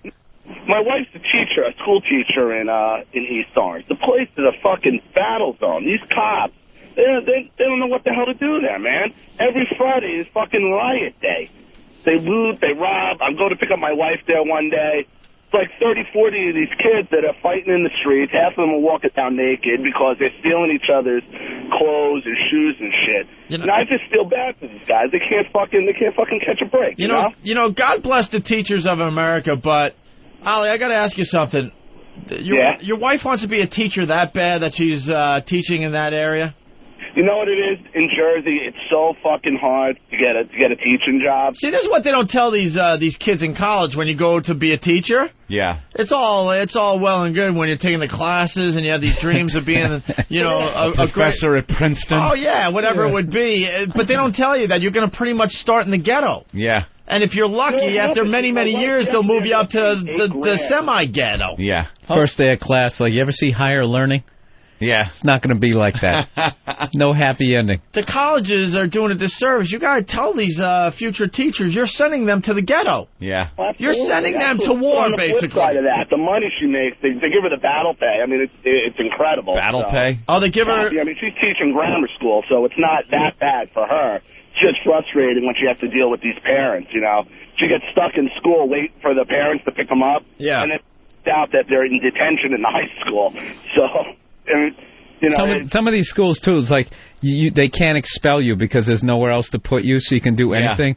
I was talking to this girl. What the hell was her name? She was actually a comedian. She taught during the day, and she's like, "Oh, they're unbelievable." I'll be standing up there, and they'll be like, "Mrs. So and So, do you suck dick?" They'll say that in class. I'm like, they say that? Can you imagine ever saying anything? Oh, like my that to a school? No, teacher? that would be it. That would be the end. Yeah, you'd just be kicked out of school. They'd basically. still be talking about that story at the school. Like about how Bill Burr said that back in whatever year. They would still be talking about it. Yeah, and I would be That's how pumping shocking. gas in my hometown. Windshield wipers in my back pocket. Yeah. Ollie, anything else? No, boys, punching out. Thanks a lot. All right. Yeah, I mean, I got friends that are teachers and stuff, but they have to do it in, like, these horrendous situations. And they went to school and they had these big dreams, like you said, maybe being a professor at Princeton. Oh, yeah. No, instead you're worrying if you're going to get, stabbed. Why isn't Karzine and Forrester addressing that? instead of just bashing each other. That is such a great campaign. I love it. Great fucking campaign. I love it. We caught on very early that it was going to be a dirty campaign. I'm pretty proud of what we accomplished on that story. Yeah, it was. You were right. We were on this one very early, and very early on. It's the governor's race for New Jersey here, and it has gotten so dirty, so nasty. I have no idea what these two guys really stand for. But I can't wait to see the latest commercial. Yeah, but the latest commercial, that's all I want to see. Because it was bad. It was each one. It started out, they were talking about each other's records as public figures or public officials and bashing them. One guy, but they each were talking about how the other would raise taxes. And apparently both of them did or didn't. Like, nothing's clear in this campaign. I don't know how these poor bastards in Jersey are going to vote. But then it got so nasty. In the latest round, one of them, I'm not sure, it might have been Forrester who was talking about Corzine. I think that's the way it was.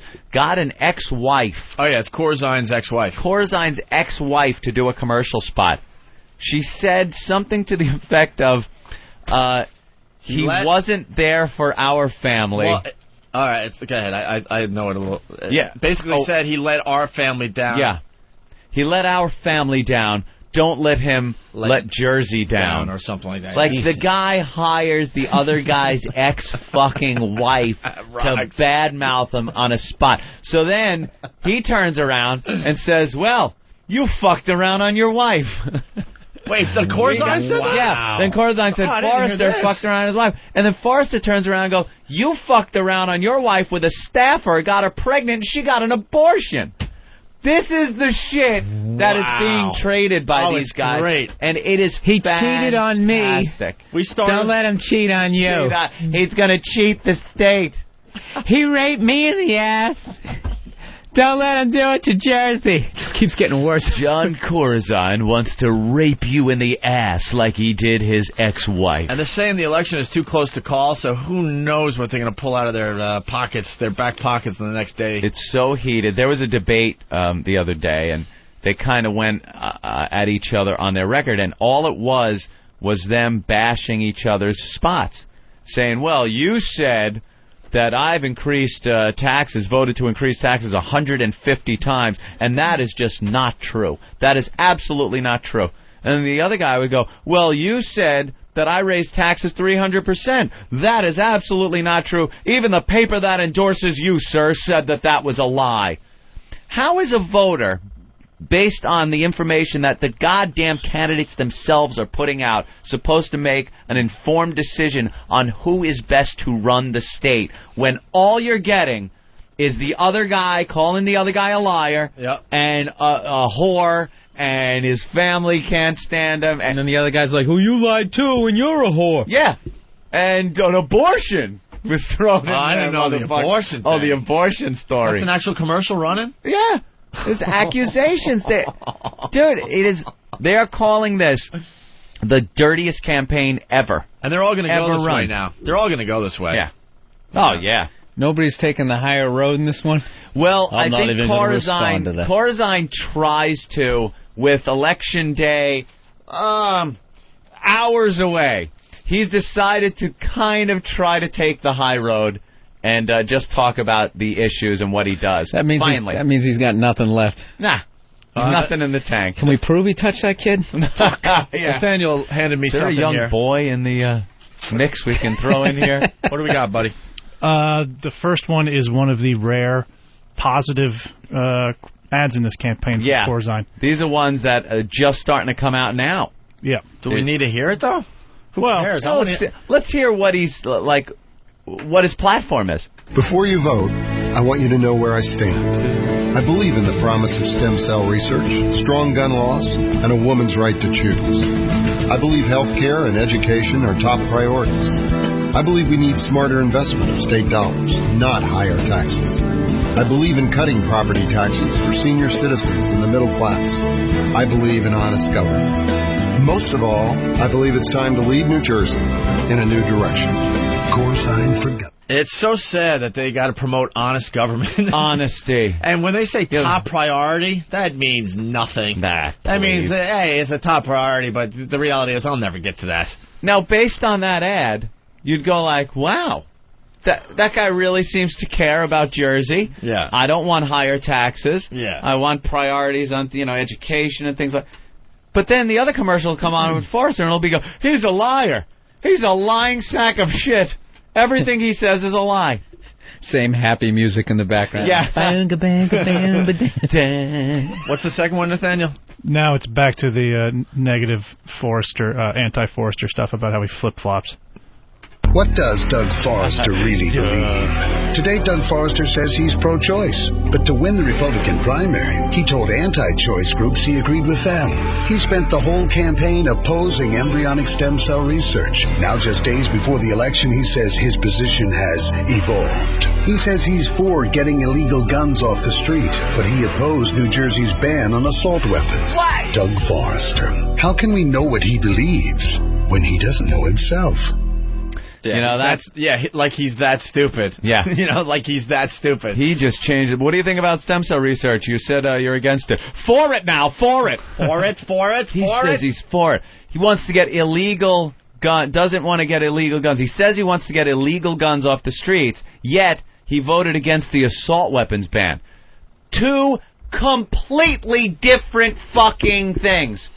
Getting illegal guns off the street is getting illegal guns off the street. A ban on assault weapons people used to be able to go in to a gun store and buy what was called an assault weapon legally.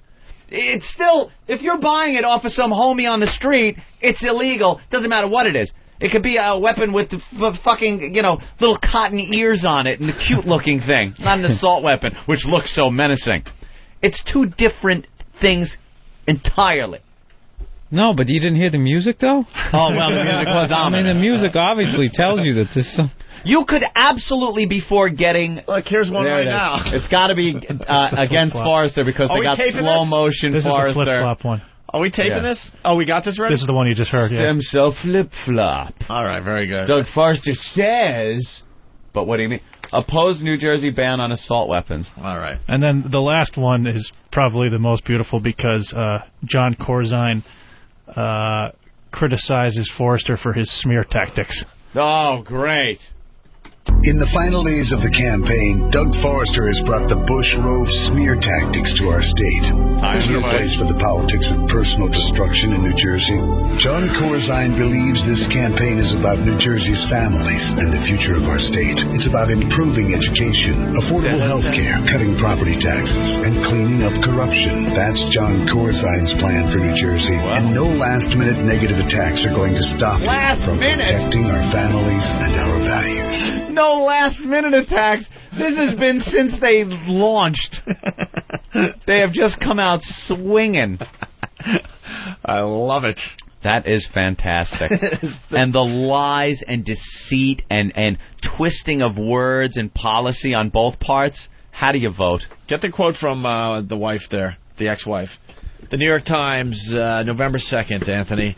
Joanne Corzine. When I saw the campaign ad where Andrea Forrester said Doug never let his family down and he won't let New Jersey down, all I could think was that John did let his family down and he'll probably let New Jersey down too. Maybe his wife is just a bitch on wheels and had nothing to do with why he is now her ex-husband. Yeah, but that doesn't help the female vote. Family down. Man. Oh, yeah, all the women are... Oh, look at... He let his family down. He left his family. That's the problem. The females are losing their minds over that. Maybe she was a cunt. Right. That's what I'm she thinking. Probably was. I'm thinking that might Don't be the let case. her be a cunt to New Jersey. Nate in Brooklyn. Hey, Nate.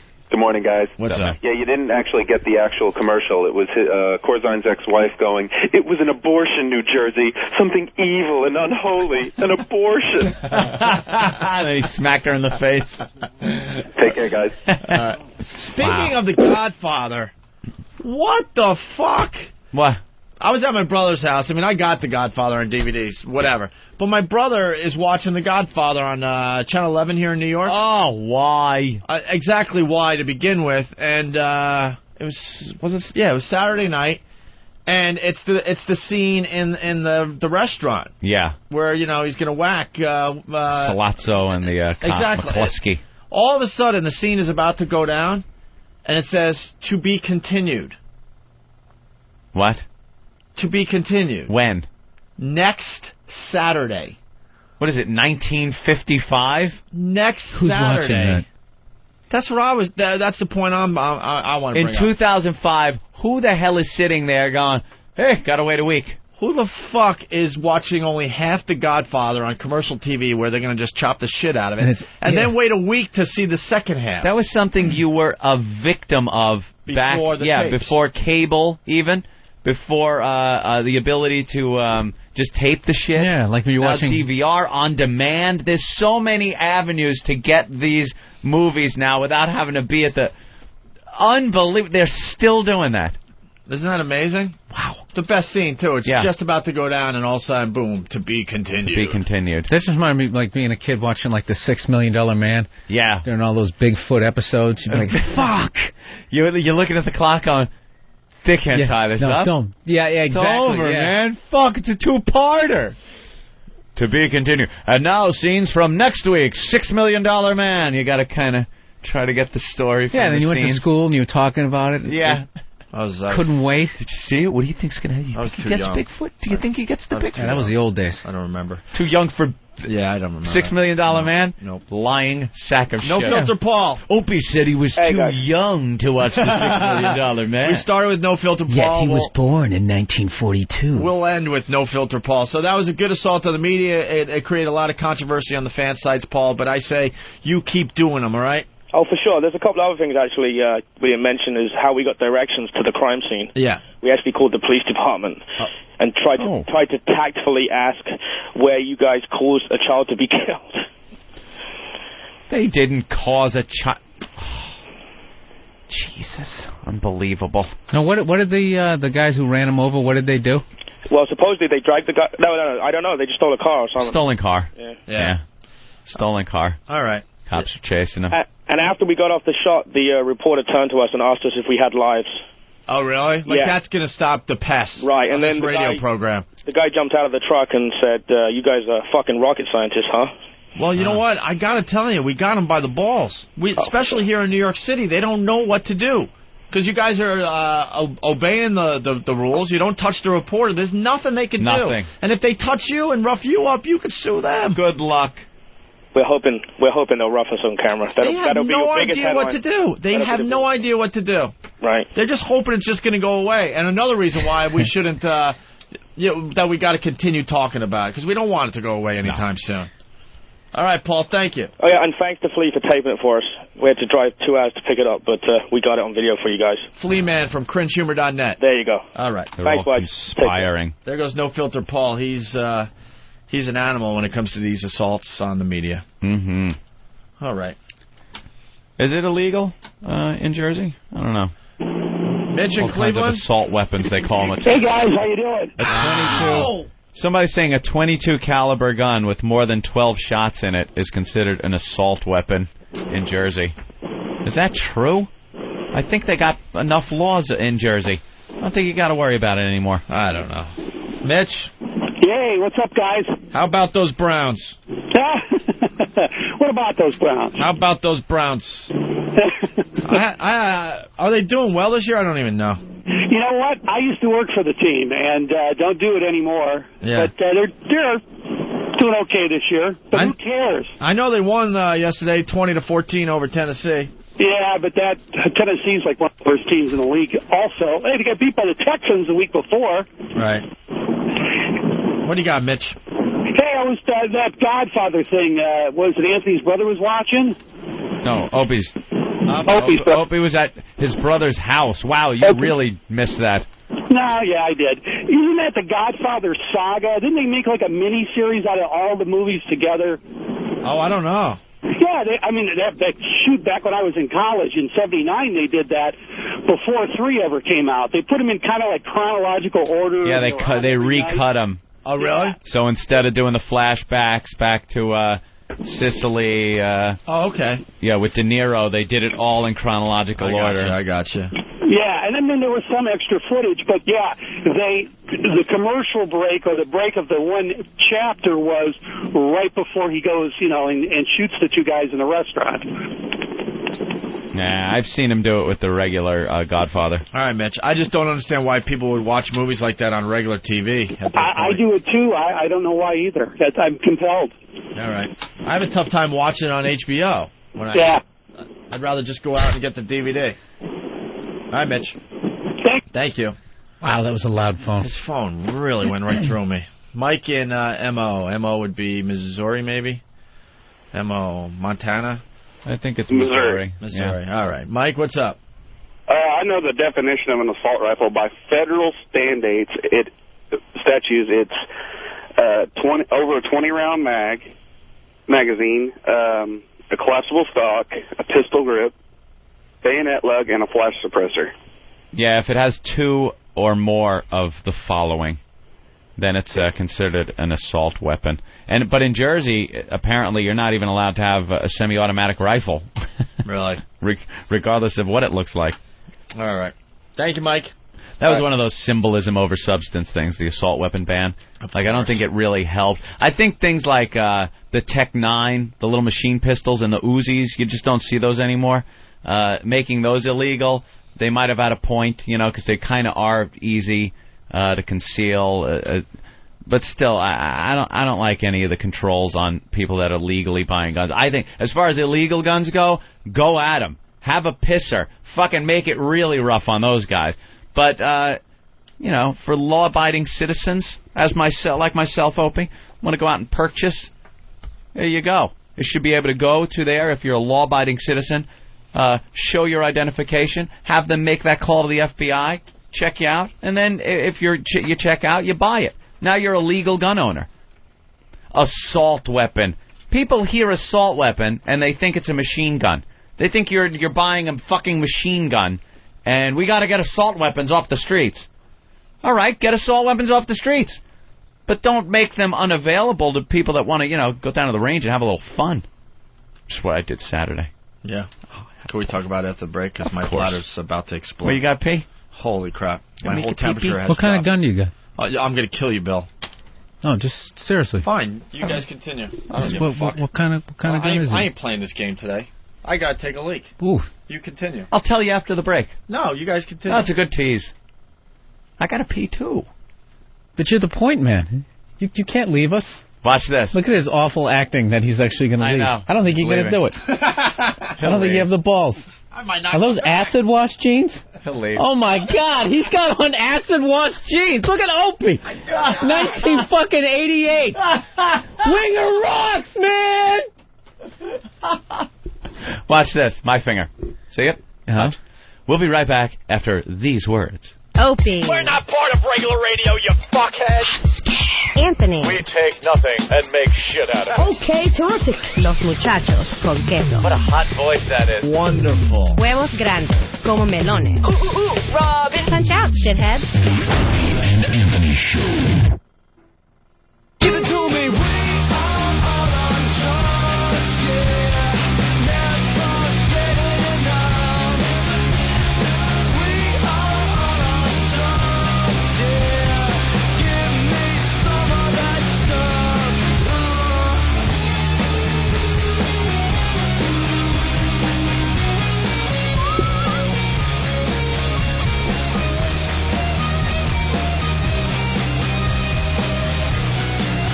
You know what else was, Wait, can I say something? Yeah. It doesn't make sense.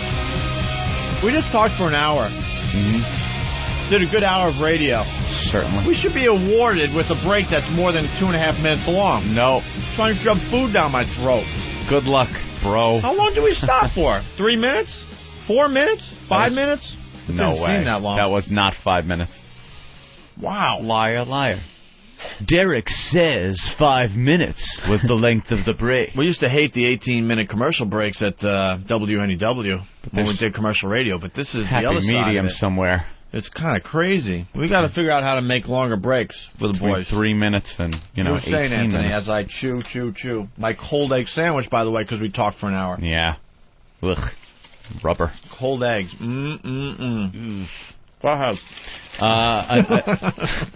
Another definition to assault weapon was if the gun has a grenade launcher.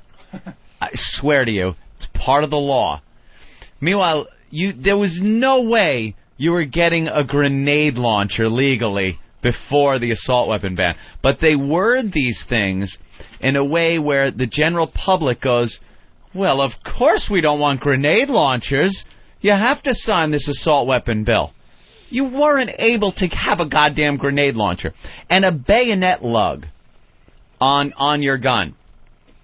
You aren't, before the ban expired recently, able to have a bayonet lug on your weapon. What could that possibly do? You're shooting people. You're a crazed gunman with your assault weapon shooting people. Do you think at any time you're just going to switch to fixed bayonets and go on a cavalry charge? With your poor excuse for a spear. Yeah. You can still buy a spear, right? A spear, sure. You can buy that. A suppressor on the front of your gun? Aisle 8, you can get those. Right next to rakes. They got a rake with a bayonet attachment. A suppressor on the front of the gun does nothing more but make the gun look cool. As far as this assault weapons law goes, it does come in handy because it suppresses the flash, cuts down on the noise a little bit. But it was more symbolism over substance, the whole law. And when the Republicans came in charge and the law expired, they didn't re-up it. So a lot of the Democrats are coming out and going, he's against the assault weapon ban. It didn't really do anything. Didn't get the illegal guns out there off the streets.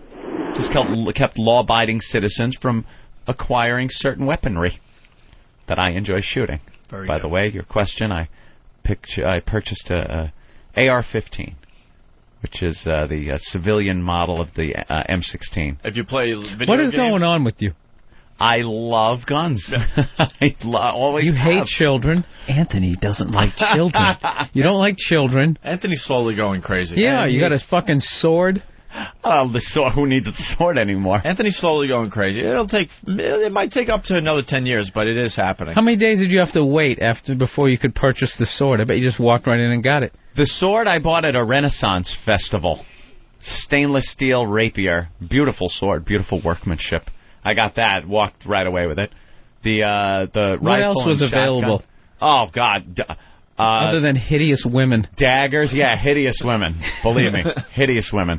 Daggers, hatchets. all kinds of hatchets, throwing battle axes. Oh yeah, you could go to these Renaissance fairs and just buy these a big mace with a ball with the spikes on it, with the chain and the grip. Oh, that is one of the most brutal looking weapons ever. Yeah, but these are readily available for you to purchase. Too much work at any to hurt restaurant somebody, festival. by the way. Yeah, a stick with a chain and a ball with spikes on it. You probably want Plus, to hurt yourself. That nunchuck quality where, Right. Any weapon, 1 out of 10 times you catch yourself in the thigh. Any weapon where you have to rev it up. Yeah. Get some speed going.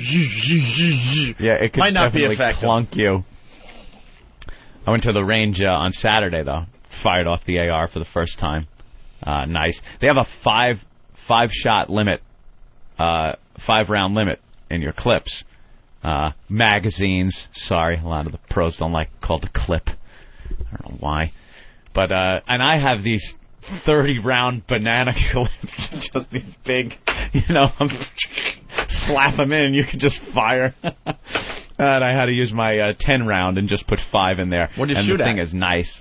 I had just a target about Do you get to throw 50 faces yards on away. the targets or anything? No, just go out there with a target with a bullseye and surrounding they keep it respectable. concentric circles, and 50 yards out. There's 100 yards, so I was good shooting. Do you have 50. those John Goodman yellow tinge glasses when you go out there? No, I was using just clear safety glasses and good pickup, Phil. Earplugs. There's a couple of videos up online of me shooting, and one time the recoil knocked the earplug out of my ear. Nice. Looks like a real pro, and I have what's called an EOTech holographic sight on the thing, which is just ridiculous. It takes all the sporting right out of it.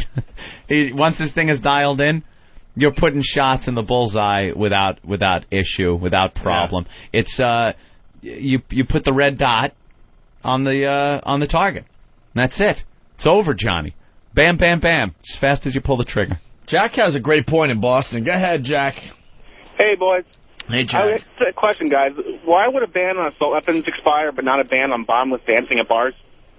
Yeah, why did that have some kind of endless run? The bottomless law at tit bars. What happened? You used to be able to dance around the girls without bottoms. Used to be full bottom. You know, you see pussy, you see ass, you see tits. Long Island, New York City, everywhere. And then some politician had to come in and go, well, you need to cover the girls up. And now that guy is long gone. Now that guy's gone. And now we're stuck with this law. Because you are not getting a politician that will ever come up and go, we need to get the underwear off the girls at the strip joints. I know. Oh, what a dick. You can't get, once that law's passed, it's over. You don't get it back. I thought it was just the alcohol. If there's alcohol, you can't see a pussy. They made all kinds of rules, but you want to drink and you want to... All we know, Long Island doesn't have it anymore. One do-gooder got involved and changed the law, and now he's retired, and we're stuck with this shit. Yeah. I see the video of you shooting, Anthony. That the one of me, the thing falling out of my ear? Yeah, but look at you, man. Look at all the stuff you got to do to aim. I was sighting it in. All right. My earplug comes out. I was still sighting it in. You know what's funny? That's the same footage that they're going to show when he gets fucking arrested for something. I know, right? Look at him. Here he is shooting a weapon. Do you have a 50 caliber? No. I'd like to acquire one of those. I saw one of the this weekend. There was some show on TV, and somebody, drug dealer shot this other guy with this 50 caliber, and it's like such a rare gun. Oh, I was it a pistol or a rifle? Yeah, I've seen this thing at the gun store I go to. It's gigantic. It's huge. I even said to the guy behind the counter, I go, that is ridiculous. And he goes, in typical gun store employee fashion, he goes, you're staring down a grizzly bear. You won't think that's so ridiculous. Yeah, they always have an answer to any, gun quip that you make. They always have an answer to it. That's great. And they're all packing crazy. Has there ever been a lunatic that's tried to rob a gun store? Because the guys walking around are just packed. They're pistols on their hips. They're fucking all armed. They're loaded, locked, ready to rock and roll if anybody comes in there with any shenanigans on their mind. Hey, Aryan magazine hanging on the back of the fucking... Changing gears slightly, because this has something to do with violence as well. Violence? You were on a range shooting and stuff over the weekend, right? Yeah. I saw something that I think every person needs to see in America. Oh, what's that? It is one of the most entertaining things you could go to. I went and saw my little nephew's football game. Oh. He's 7. 7. Full contact tackle football. They have little equipment for him? Dude. It is the most adorable. violent thing you'll ever see in your life. Kids running off the field, screaming, crying, bleeding. They're 7 years old. Really? My brother goes, hey, you want to go see Carson's game this Sunday? We had a christening, and then we're all in our suits, and we go to the field to check out his game, right? And I'm thinking it's going to be all cute and nice, like, yeah, little 7-year-olds playing football. How cute. Full contact, tackle, taking it serious. They got plays. Wow. The quarterback yelling. At 7? I was amazed. Absolutely amazed. Every other play, there's a kid running off the field, crying, looking for their mommy. They don't even tackle each other. Don't they just, when they bump into each other, they just both fall down? They both fall down. There's some kids with some skills where they just will do open field tackles and everything. It's sick. It is sick. I'm not bringing this up to say how cute it was that I saw my nephew playing football. I'm bringing it up because it was unbelievable to me. kids with messed up fingers and bleeding, and they're trying to find their mommy on the sidelines. Yeah, and then you got the tough father like, it's all right. It's not broken. You'll be okay. Football's not a sport you should... Here's a French fry. Get back in the game. Shouldn't start out at that age. Because football players wind up getting so fucked up so early in life when they start, in junior high, let's say, or high school, when they really start their football careers. And then, by the time they're in their mid-20s, they're falling apart. Yeah. What if kids starting at 7? Search out. There's going to be like these injuries by 12, 13 years old. They're going to be all got a fucked hip replacement. Up. Yeah, knees. You see tackling, and you're like, oh, my God. Do yourself a favor and search out a real football league where 7-year-olds are playing. Yeah, I do. Every weekend, I videotape them. And my nephew's team had this animal. Opie enjoys 7-year-olds tackling each other. My nephew's team had this animal that was a linebacker, just making every other tackle, just destroying kids. He's like twice the size of all the other 7-year-olds. It was just ugly. He looked like he could play in the NFL already, just how he moved on the field. But it was hilarious seeing these kids running out, just screaming bloody murder, crying. It was unbelievable. I'm like, this is what parents do on a weekend? They go to their son's football games at 7?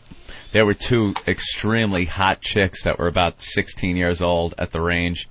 They're doing, like, target shooting competition. So they were down there training.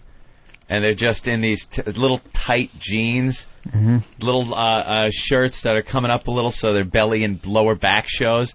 And they're just slinging lead out there shooting. Everyone. And the guys that work at the range are like, to see how many women are showing up these days just wanting to shoot. Everybody just wants to shoot. Everybody, especially, in Long Island with the home invasions. A lot of people have jumped on and... picked up some. I played football one year. I played in like 3rd or 4th grade, and I consider myself, I was like decent speed, Mm-hmm. And when I got all that equipment on, I was like one of the slowest fucking people. And my fucking cup kept rubbing on like the inside of my legs. I swear to God. Years later, when I got to high school, I realized, I'm like, this fucking cup still fits me. My dad bought me a fucking adult-sized cup for a kid. So I was literally running down, and the fucking thing was rubbing on the inside of my thighs. It's like having a Tupperware container attached to your groin. Just effectively ended any sort of career I could have had. I wanted to play wide receiver. I ended up playing like left guard. Like this fucking kid, Because if you're in 3rd grade, if you're in 3rd grade and you're on the offensive line, that's like playing right field in Little League. You just suck. You might have been somebody if you didn't have the No, I was kidding. I would have played like division. I would have played at Curry College. Let's say hi to Andy in New York. Hey, how you doing, guys? What's up? How you doing, guys? I coach my son's 7-year-old soccer team. The league has these stacked teams where the coaches got together, decided they take all the best players, put them on the best teams, and screw everybody else. I coach the Bad News Bears. I'm fucking it up. Yesterday, the coach of the other team is bragging to me. These are 7-year-old kids. He says to me, we haven't lost a game in 3 years old. I mean, what you saying to me? They've been playing together since they're 4? Yeah. They haven't lost a game since they're 4 years old, and he's proud of it. He's proud of this shit. All right, Andy. They take it very seriously. I noticed that yesterday as well. Betty in Connecticut. Hello, how are you? All right. I totally agree with you. Football for 7-year-olds is friggin' hysterical. I cannot wait until my son turns 7 and can go play. I will never say it's wrong, but it's hilarious because it's the kids. I don't think they know what they're getting into. I think it's the parents pushing them, toward a sport, and they're running off the field like, "What the? This isn't baseball." Just real injuries. I'm not talking about kids being kids. I'm talking about real injuries you see in a regular football game when the pros are playing. You know what? I got to tell you, the kids love it, and the parents are hysterical. I live across the street from a park. Last week they had a game. It went dark. All the parents put their cars so the headlights were on the field so the kids could play. Yeah, because I think the parents secretly love the violence as well. Yeah. They do. All right, thank you. Probably like the fact that when the kids get home, they're just spent. Done. In 3rd grade, they were making you do like those leg lifts. You don't even have abs at that point. You're like throwing out your fucking 7-year-old lower back.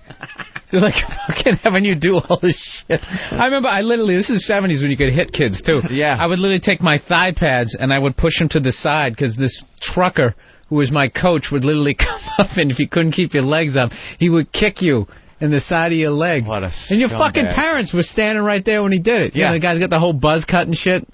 Gym class was like nasty and violent back then. Not even if you were on the team, just being in gym class. The presidential physical fitness test that you had to do every year, pull-ups and then sit-ups, and they'd make you do sit-ups on the wooden gym floor. So your little spine. Oh, yeah, your little cock bone. I know what it is. Yeah, the ass bone. Your ass bone is just crinkling and crackling on the floor. It's getting wedged between the space and the parquet floor. How awful was it the first time you ever tried to do a pull-up? You just never use those muscles in real life. Little like stick arms. And then what's worse is there's the coach. Come on, you pussy faggot! Yeah. You can't do one? The coach. Every girl you had a crush on is watching you. Yeah. Subconsciously, already nature's like, I can't mate with that. Oh, because the physical fitness test, they'd open the accordion doors, and the girls can watch the guys can watch the girls go through the tests on that one. No, they shut the doors when it was something you had any talent in. But when you're doing this, pull-ups and stuff, look at this idiot, he can't do one. The best was square dancing. Why?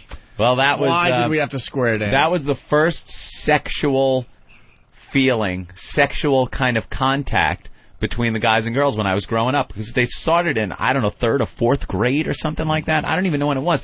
And they would open up the doors, and it was square dancing. So you'd choose partners and hold hands, and it would start with a big circle, guy, girl, guy, girl, guy, girl. And you're holding hands with girls.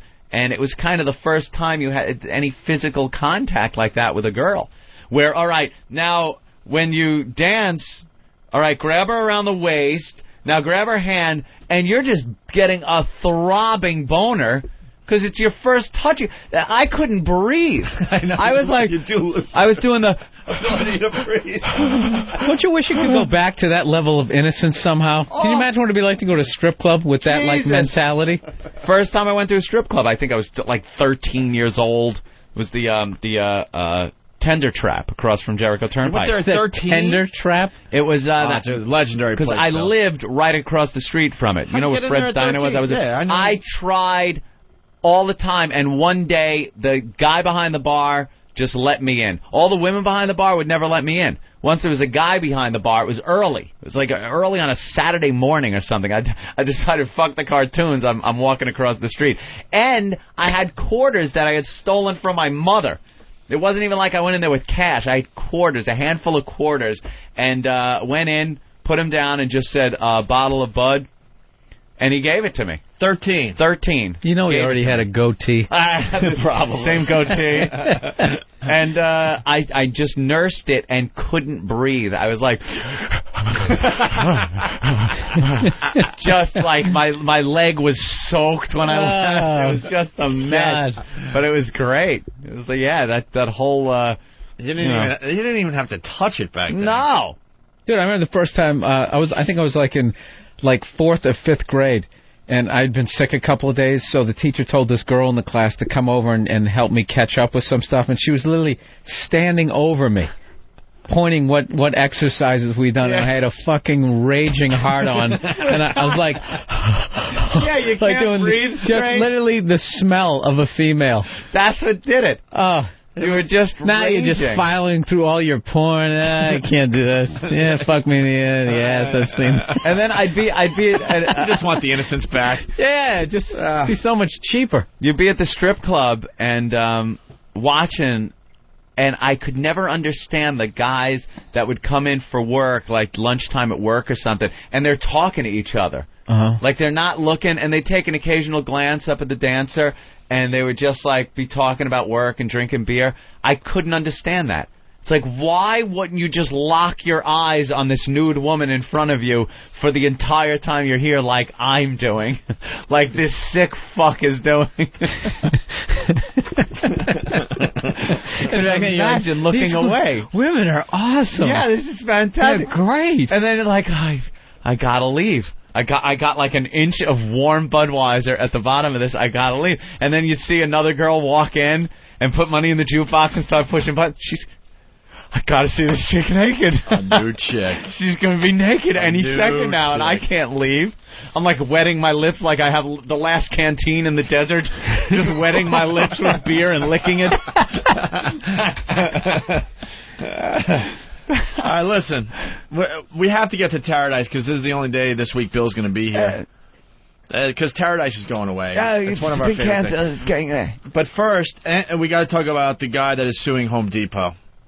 Oh, it was at a Home Depot? Yeah, man sues Home Depot after using glue-covered toilets. Little gag. This was in Colorado. Home Depot was sued by a shopper from a Kentucky store who claims he got stuck to a restroom toilet seat because a prankster had smeared it with glue. That's being a prankster.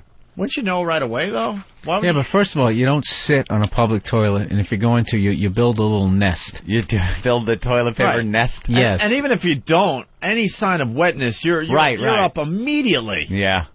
He was taking a hell of a dump. Oh, that's an amazing glue. Yeah, he might have really had to go bad. What kind of glue is that? In. Crazy glue will do it. Yeah, but I don't know. Well, maybe, it's Home Depot, so... Crazy glue would do it. They even have stronger glue than Crazy Glue. Because unless you push it together, if you put some Crazy Glue in a dot around the toilet seat, that shit'll just sit there active, just waiting for you. It won't really dry that well. You know what, though? You can rip your ass off the seat. No, Crazy Glue? Nope. I'm ripping it off. Get some Crazy Glue. So how did Where's you find Bill? him in there? Get Bill. Get Bill the intern. No. He'll do it, though. Looking crazy. One little dot. He'll do it. You think? I would so rip my ass off the seat. I'm not sitting there waiting for someone to help me out. Help me. I will deal with whatever happens. Bring some paint thinner. I will deal with the skin graft. Usually for a skin graft, they take the skin from your ass. So you're really ripping that off. Now what are they going to get? I will forehead? Stand up. I'm not sitting there on the toilet and having Home Depot come in and try to figure out what to do with me. I will take care of the situation myself, and then I'll assess the damages at home, and then I'll figure it out. Hopefully you already bought a screwdriver so you can unscrew the seat and just bring it home. Take it with you. Walk out. Well, Bob, he's 57. Bob Daugherty. Oh, poor Bob. He's 57. Is he working there? Accused employees of ignoring his cries for help for about 15 minutes because they thought he was kidding. Help! They left me there going through all that stress. They just let me rot. The lawsuit filed Friday says Daugherty was recovering from heart bypass surgery and thought he was having a heart attack when he got stuck at the store in Louisville on the day before Halloween. Oh, boy. This goes back a couple of years, actually. A store employee who heard him calling for help informed the head clerk by radio, but the head clerk believed it to be a hoax, the lawsuit said. Home Depot spokeswoman Catherine Gallagher said she could not comment on pending litigation. How could anyone hearing someone yell for help just assume it's a hoax without checking that old first? gag? Yeah, the old screaming for help ploy. What? You're supposed to yell fire. Yeah, fire. That's what you're supposed to do. If you yell help, people won't... Help, or, you don't yell rape. Yeah. You yell fire, and then people flee You yell, the building. she's got her tits out! People come immediately. Tearing. The lawsuit said store officials called for an ambulance after about 15 minutes. Paramedics unbolted the toilet seat, and as they wheeled the frightened and humiliated Daugherty out of the store, he passed out. The lawsuit said the toilet seat separated from his skin, leaving abrasions. This is not Home Depot's fault, he said, but I am blaming them for letting me hang in there and just ignoring me. So how much is he suing for? How much? You know what? How much is that worth? Abrasions is not a good word in a lawsuit. Abrasions. That sounds like they healed in 3 days. Yeah. I had abrasions. Abrasions. Let's go to the tape here. We got some audio. Okay, Bob. Wow. Start at the beginning. This was 2 years ago. I understand this was... What's he doing? What is going on? What's Bob doing? Is that Bob going... Oh, yes, Nathaniel. Yeah, anytime he's not speaking, you'll hear that noise. Are you kidding? No. Why is that? I thought this was audio of Anthony at the strip club. We got tonight. Who needs tomorrow? That's why they didn't come. No one's going to walk in if you're making those noises in the background. Help! Help! He's jerking off. Oh, Billy. Holy, I don't think I can listen to this stupid interview now. Interesting. All you can hear after a while. Listen to this. Okay, Bob. Wow, start at the beginning. This was 2 years ago. I understand this was right before Halloween, so it was part of a Halloween prank at a Home Depot near Boulder, Colorado. This is correct. Tell me what happened. Went into Home Depot to do some shopping, and having a little bit of a sour stomach, I'd gone to the restroom and sour stomach. Sat down. Prior to doing so, I was going to get one of those to take a shit. Plastic covers that they have for those things, and the dispenser was empty. So I just went on, had gone ahead to continue on with business, and so after a fashion, I'd noticed that I tried to lift my legs up, that I was actually stuck, glued. So after trying to get up, and the more I'd try, the more I couldn't. And I knew I'd figure out some way out of this mess. Males are problem solvers, and so that's exactly what I was females at times trying to do. Yeah. What a fucking sexist ass. She probably was all of a sudden happy. Because, males are problem solvers. What does that have to do with it? Trying to do, Yeah. Yes, indeed. Us guys, we don't need a roadmap. Yeah. So anyway, after some time, an employee had come in. I hadn't known it as an employee until after I'd read the police report. But somebody had come in, and I asked him to get a hold of the manager for some help. And so he did so, and the manager just instructed him to get back to work, and they just ignored my plight, actually refused my plight. Refused. No. That is harsh. That is a little harsh. You're just sitting there.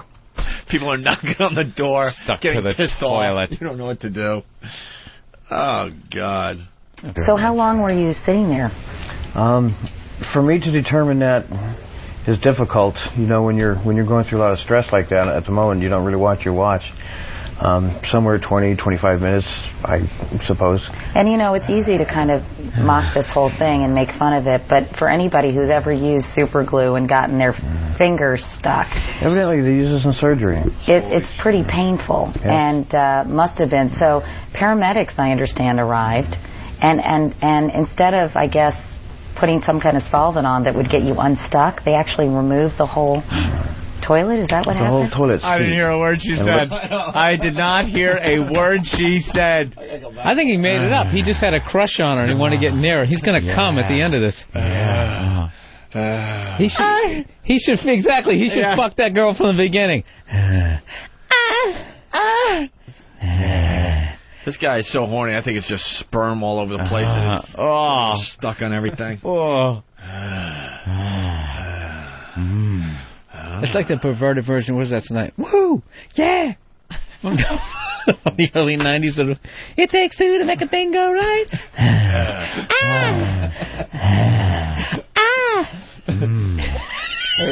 Jan's got to go on. Jan?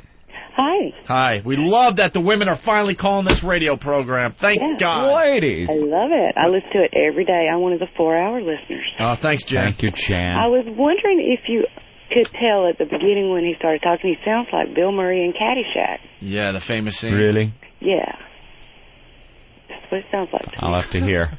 I didn't hear that. I'll have to listen on the I didn't replay. catch that one. Thank you, Jan. Thanks. Bye. All right. Instead of, I guess, putting some kind of solvent on that would get you unstuck, they actually removed the whole toilet? Is that what happened? The whole toilet seat, and lifted up with me in it, out of the stall, and then laying me on a stretcher. About that point, I had passed out. And the ambulance crew had jumped on top of me and had a difficult time finding a pulse and very little shallow breathing, if they could find that. He's still shallow breathing. Jesus. This guy. Wow. This guy has some kind of fetish that has something to do with toilets. I'm telling you. He is so turned on that he gets to go on national TV and talk about this. If he does that just every time he's not talking, he's undateable. Yeah. There's no way. I don't care how good your stories are, how much you're making the girl laugh. If whenever she's talking, you're going.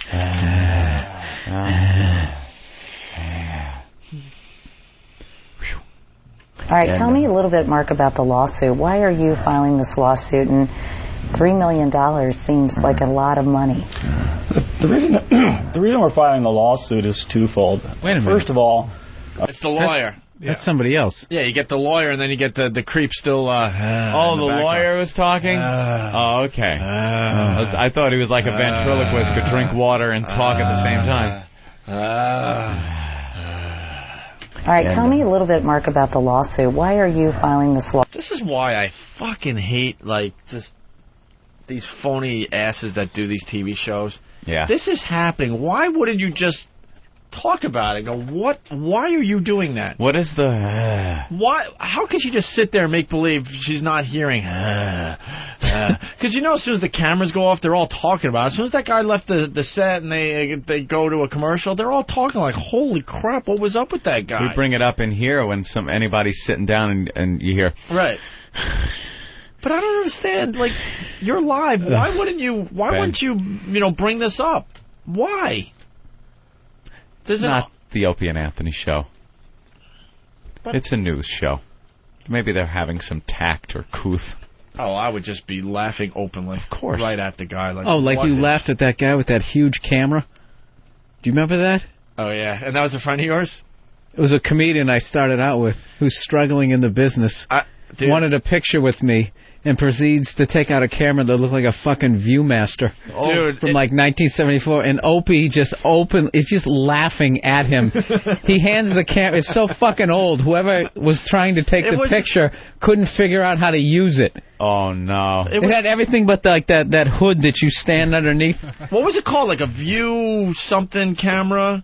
It looked like it was from Europe. I forgot to tell you, Anthony. Instamatic. I went to Avery Fisher Hall on Friday. I was in town. I said, what the hell, man? All the boys were playing there. You had Dennis Leary, Lenny Clark, Nick DiPaolo, Jeffrey Ross, Bill Burr, and Patrice O'Neill. Did I miss anybody? No.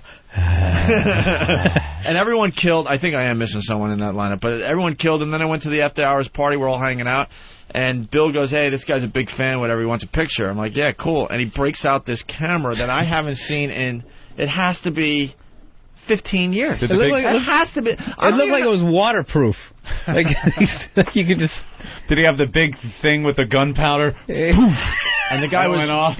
The guy didn't find it funny that I was laughing at his camera, because I bet you that this guy bought this camera 15 years ago, and he's one of these guys that takes really good care of everything he owns. Yeah. And to him, that's the greatest camera No, he's ever. broke. Oh. And the whole thing was, then you're in Manhattan. It was in those, the Time Warner Towers. Yep. Towers. So, it's a real, classy-looking place. Everyone's got their little digital cameras, and he pulls this thing out. It's an awkward moment. Decent people like myself stare at the floor.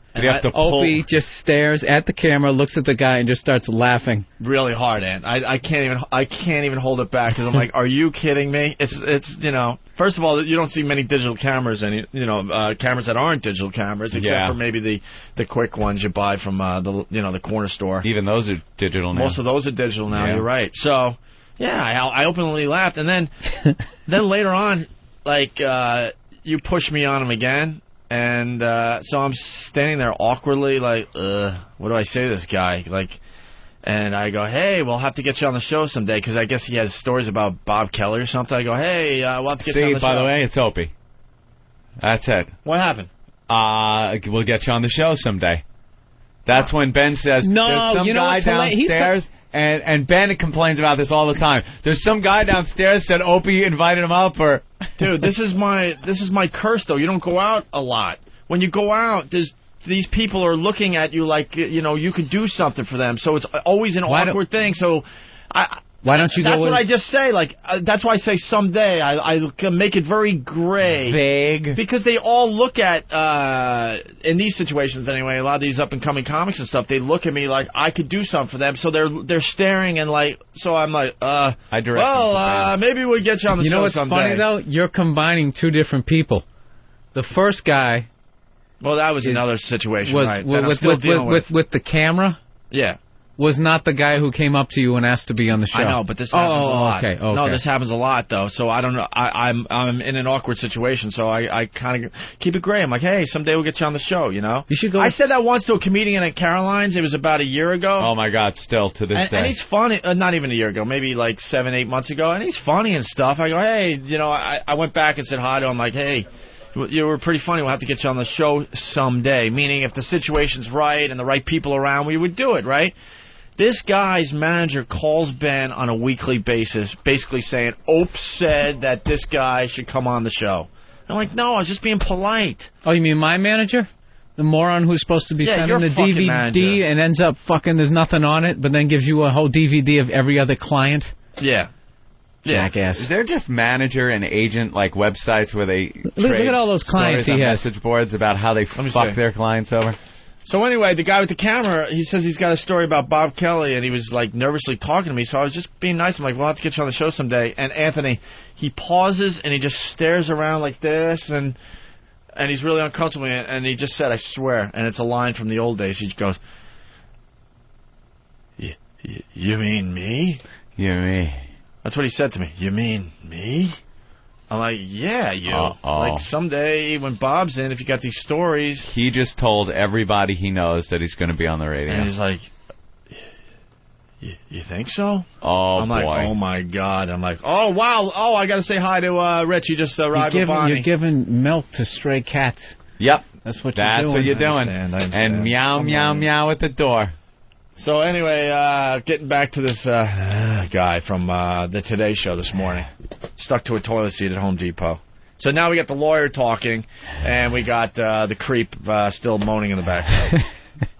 All right, tell me a little bit, Mark, about the lawsuit. Why are you filing this lawsuit? And $3 million seems like a lot of money. The reason we're filing the lawsuit is twofold.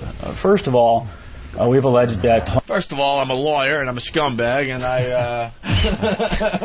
That's what I do. Yeah, I can't wait for this answer.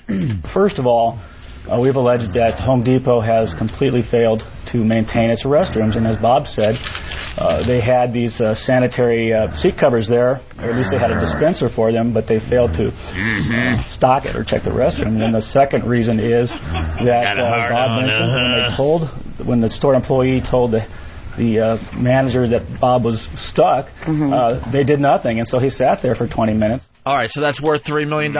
That's worth $3 million, right? Some people call it a sanitary toilet cover. I just call it toilet pad.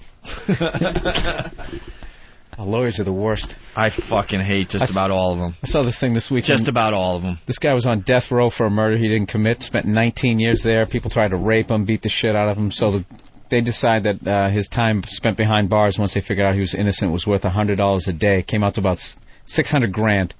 $100 a day. Yeah, to try not to get raped for 20 fucking years. Beaten. So his lawyer took like $300,000 of it. Got like 30%. Oh man! Just something ridiculous, and then he put the rest in the stock market and he lost it all. I think he's gonna kill for real for the first time. Yeah. But instead he got raped again. Brutal. Exactly. We got one more clip here. I know Bob says that it caused chemical burns, torn skin, emotional pain, and stress.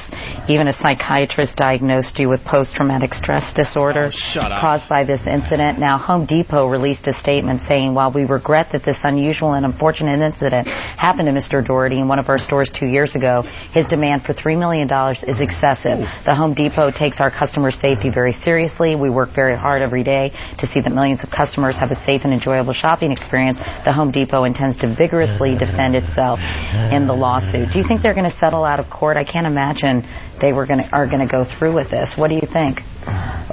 Katie, I never predict those things. We're from a small town up in the mountains. We're near Boulder, Colorado. And I remember all the press and the media coverage from the John Benet Ramsey case. And if Home Depot wants to see that kind of press coverage and have Bob talk about how he thought he was having a heart attack and whatnot, then we can try the case. How do they tie in Jean Benet Ramsey with a guy getting his ass stuck in a toilet? That's what he was breathing for, the big build-up to Jean Benet. And the lawyer's not being honest either. Why wouldn't the lawyer just turn to his client and go, will you shut the fuck up? You're fucking up the case. No, it looks great. What are you kidding? You think? He probably told him, dude, just do that all the time, no matter where you are. Every time you do it, it's cha-ching. Right, you make a good point.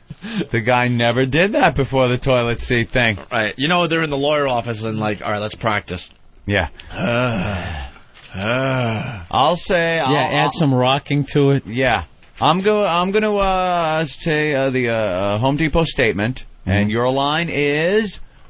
Right, good. Let's work through that a couple of more times. Every time you see it here at Home Depot. Dude, that's not worth $3 million. He got abrasions. They should just give him some lumber.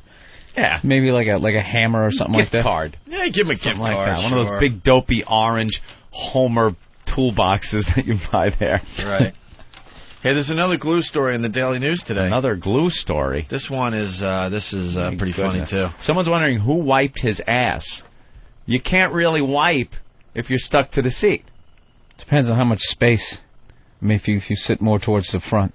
If just the front of his legs were stuck, let's say. But if they had put some glue to the back of the seat, where the main part of his cheeks are, he wouldn't be able to lift up enough to get his hand there. Maybe between the legs. I'm going to say that there's enough space. You're going to say? Unless he has a huge ass. I'm speculating here, that's all. Well, I want to know this then. All right, so he goes to the hospital with the dirty ass. The toilet seat. Do they help him out, or do they make him wipe his own ass at that point? They wipe his ass. You think they if he had a problem. If he had a problem in there, they wipe his ass for him. Oh. It's a hospital. They're used to that shit. Like, all right. I'd go in with that thing you have at the self-serve car wash. One of those sprays. Spread them. Rick, what's up? If I was going to pull this joke on somebody, I would steal all the toilet pads before I glued the seat. Yeah, of course. So the attorney's saying that there was no toilet pads and it wasn't maintained correctly. Just full of shit. Yeah, I think it was just somebody pulling a gag. Exactly. And stealing those. It's not Home Depot's fault. Yeah, the other glue thing, there was something going on where somebody did someone's genitals to their stomach. Yeah, I got that was in the paper the other day. I got the story in front of me now. I thought this was one of those dumb, stories that you can't prove, but it's in some pretty big paper, so I guess it's got to be true. Got to be true then, right? It says AP, Anthony, so it's got to be true. A Pennsylvania man yesterday testified that an ex-lover really stuck it to him using super glue to attach his penis to his belly, and then, if that's not bad enough, sealing his rear end shut.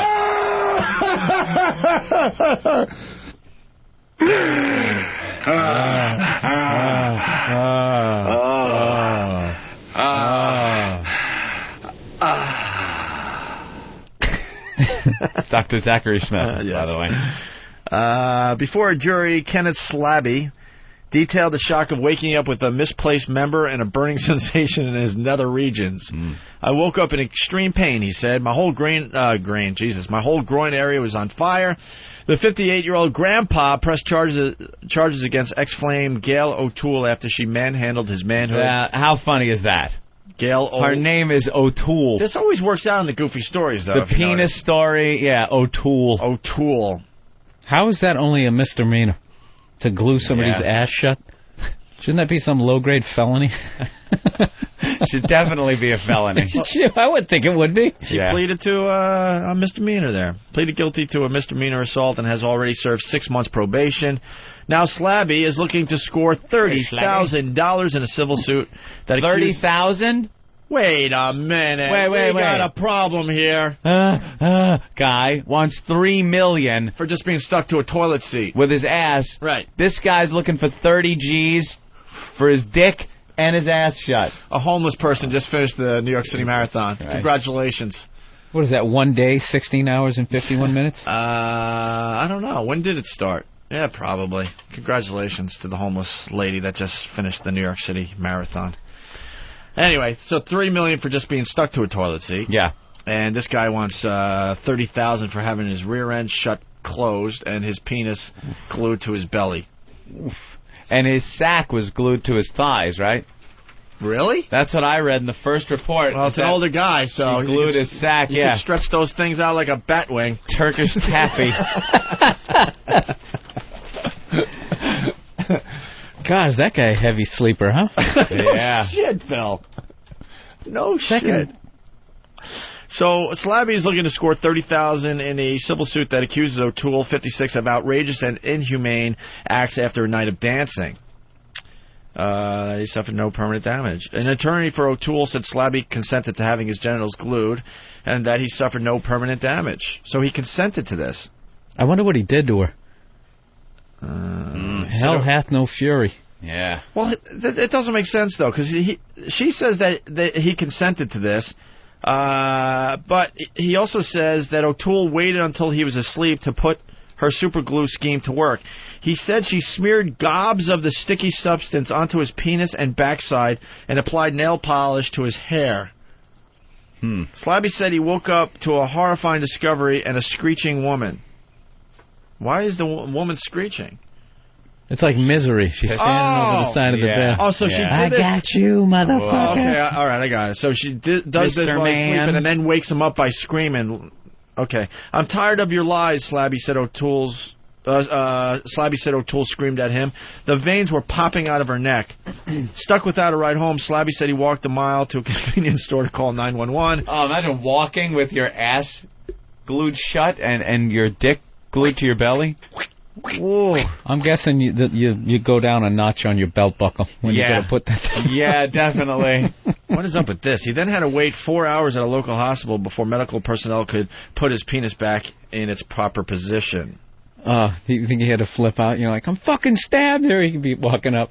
My dick is glued to my stomach. Yeah. They got a priority thing that they do in the emergency room. In triage, I don't believe that's high on the priority list. Your dick being glued to your stomach.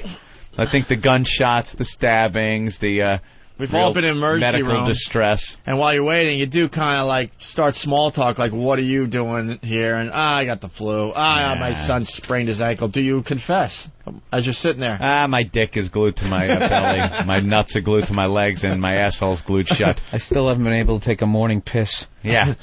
I got to take a morning piss and forget about having a cup of coffee or something, because if I got to take a shit, God knows what it would come out like if your asshole is... I'm not buying it. Glued shut. I'm not buying this, but we'll see. A sprinkler. Les claims to be juror on sack glue case. Les. No. Hey, what's up? Are you really a juror? Yeah, juror number 10. Number 10. Liar, liar, pants on fire. They already picked you? What's that? They already picked the jury for this one. That was kind of quick. That was quick, all right. It was a 2.5-day trial.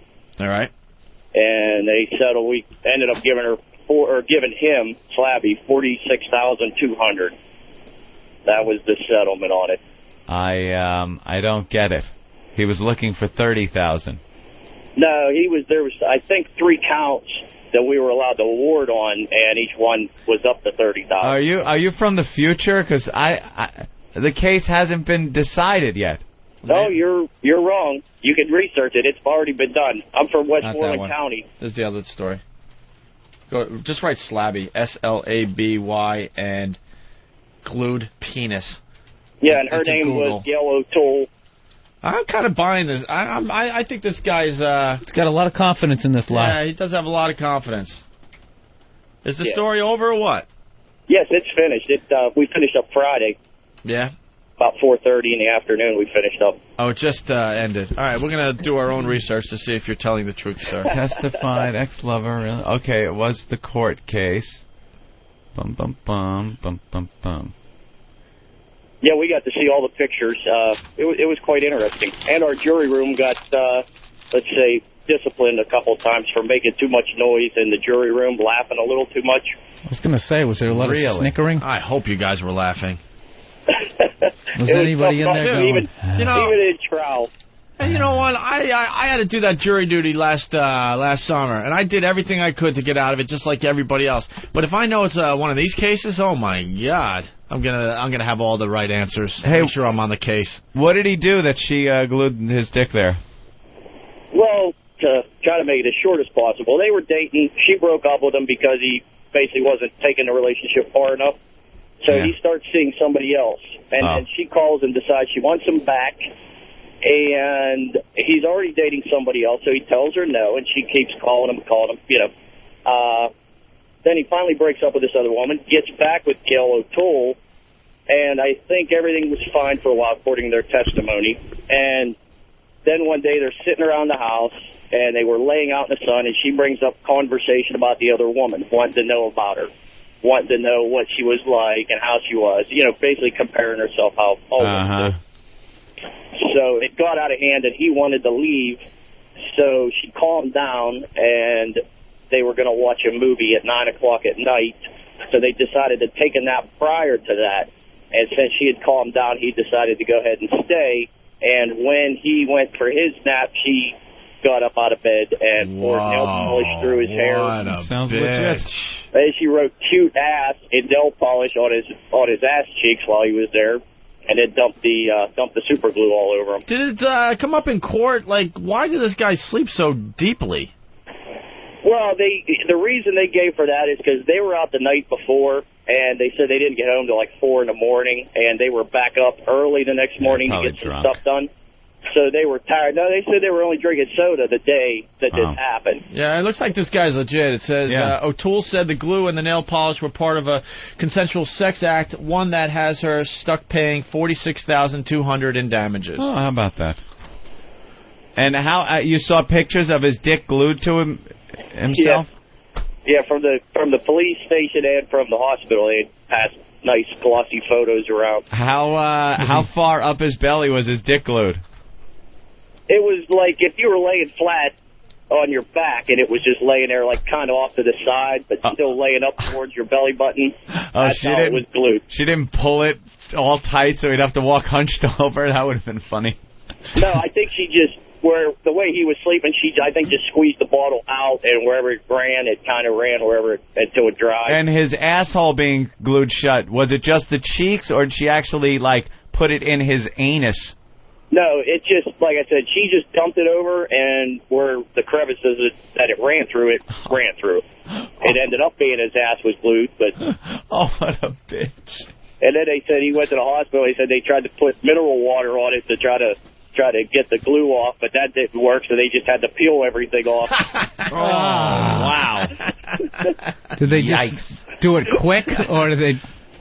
They didn't get into that. That's like ripping off an old Band-Aid on a hairy arm. You just gotta go with it. What'd they do first? 1, 2, 3.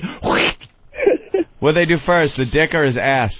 They didn't say that either. All they know is he had to get salve for afterwards.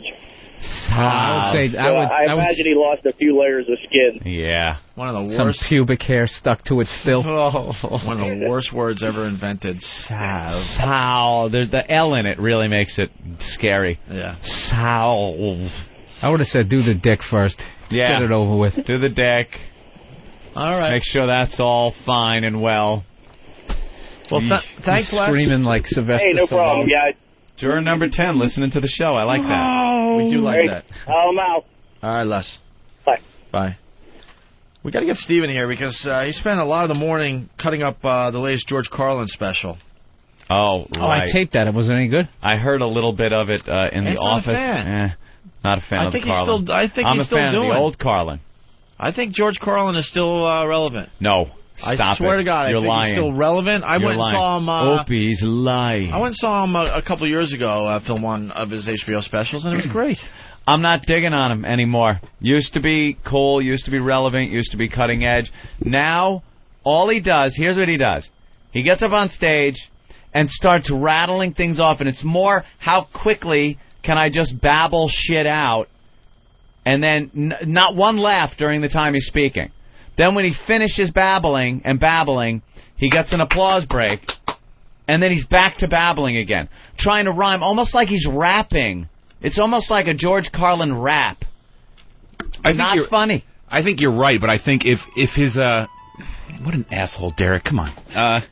If the stuff he was talking about wasn't, I was Travis that time. If the stuff he was talking about was completely irrelevant, I think he'd have a point. But he's actually trying to. It's unfortunately, look, I don't know how into popular culture he is at this stage in his life, but it almost sounds forced. That's like Terry Garr? When he makes she's a wreck. Holy that's Terry Garr? Oh my God. Al Roker's... Wasn't she cute in that episode of Star Trek? We have a lot of TVs in the studio. She was in Mr. Muhammad. No, that's what you look like if you don't do any work. That's what Goldie Hawn should look like. Seriously. That is not Terry Garr. Good for her. She's 53 and she looks like it. Wow, what happened? That's her? You can't even tell it's her. She was even kind of cute in Close Encounters. It looks like she has fat makeup on for a role she's playing. She's going to be in the Nutty Professor. You know, she was supposed to be like Goldie Hawn a little back in those days, the wacky, goofy kind of ditzy blonde. And wow, that's her. I mean, she's got to be on some kind of medication that puffs her up. She's got maybe she's on the Jerry Lewis drug. Maybe. We're going on in the country at the time. And then one of your biggest challenges, obviously, for years you were suffering with pain, and then you're diagnosed with multiple sclerosis. Oh, Opie! What went through your mind when you finally got the diagnosis?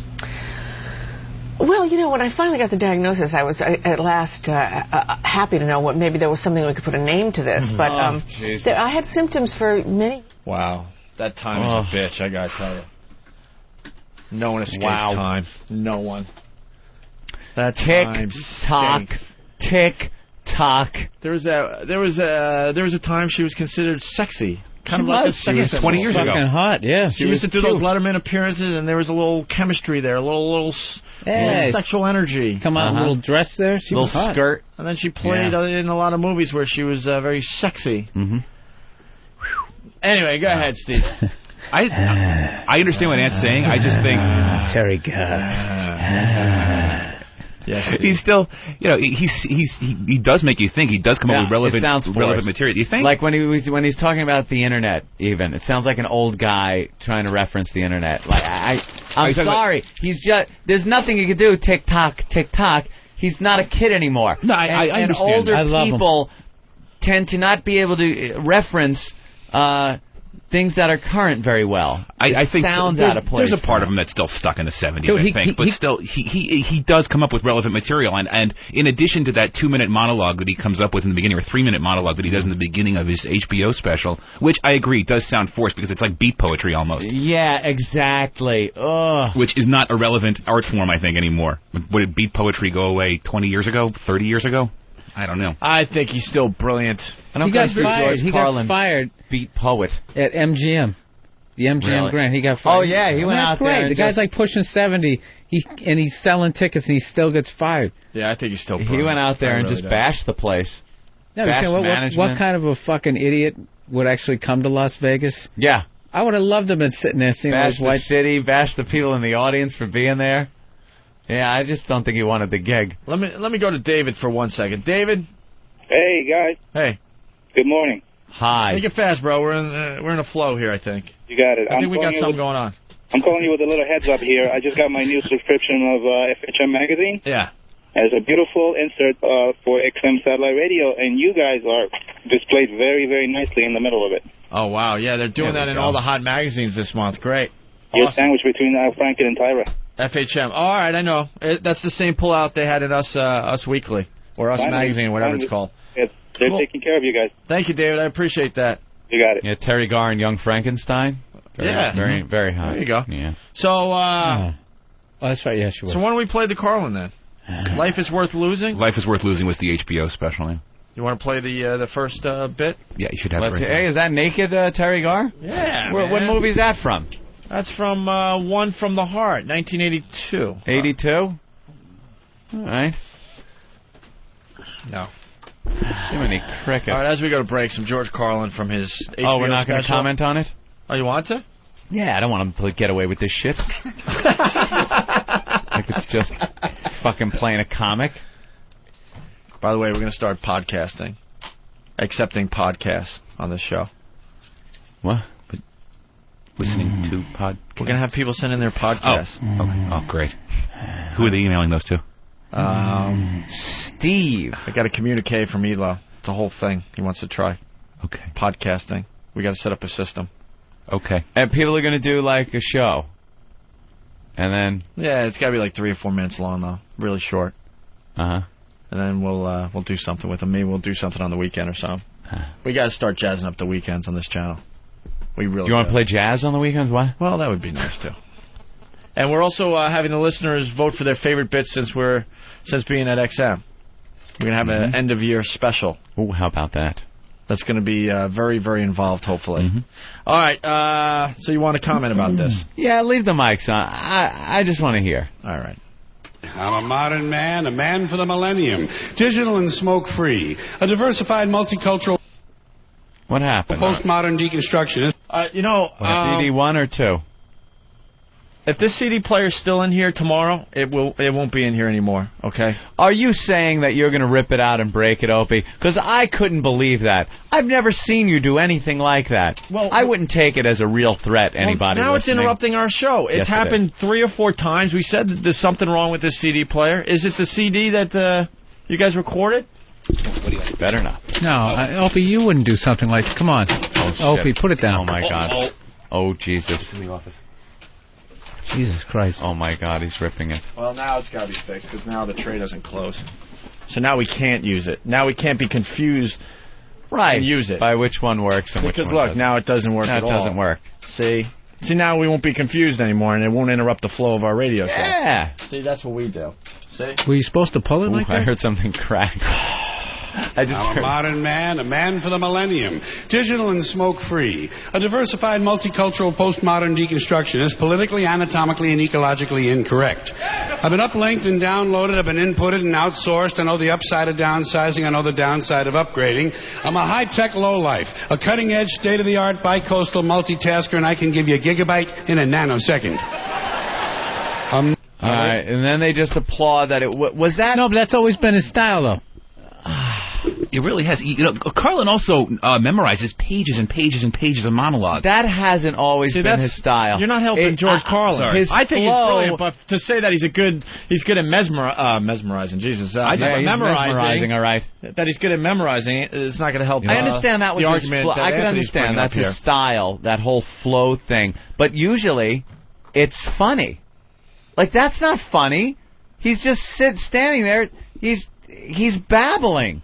Just how many words can I fucking string together and throw out there? And then people applaud for the fact that, wow, he did it without really stuttering or tripping up. It wasn't funny, but I'm kind of impressed that his tongue and teeth work together so well.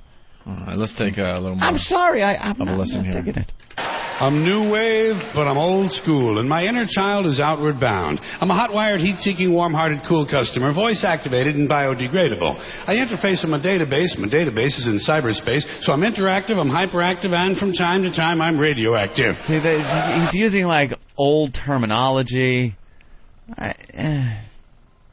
I'm sorry. I just can't rip the. Considering of course, most you're a guys, comic. You can't. No, I've seen guys who are just dated and they're 35. What's up with the Gulf War? I mean, the first one. Remember that? This guy's like pushing 70, and it's like, I don't know. You didn't like his last special where he was telling people that their kids weren't special and that there's no God? No, that's watching good. People freaking out. I like that shit. I thought he was extremely bitter. Extremely bitter in his last special, which is fine, you know. He did get very angry for a while. He's he was throttled back, really pissed. Well, because he's got a new lady. Oh, does he? Yeah, his first wife. It was a really good interview in Rolling Stone magazine, and he's got a very young lady right now. He's very, very happy. If I paid to see George Carlin, I'm not like going out to see a lot of comics in my life. I just know about Carlin. You know, I don't know everything about him, but I pay good money to see him, and I sit down and I get like this kind of thing. I'm going to be pissed. I'm going to be sitting there going, it's not fucking funny. All right, let's continue. Watch some chuckles. Give more applause.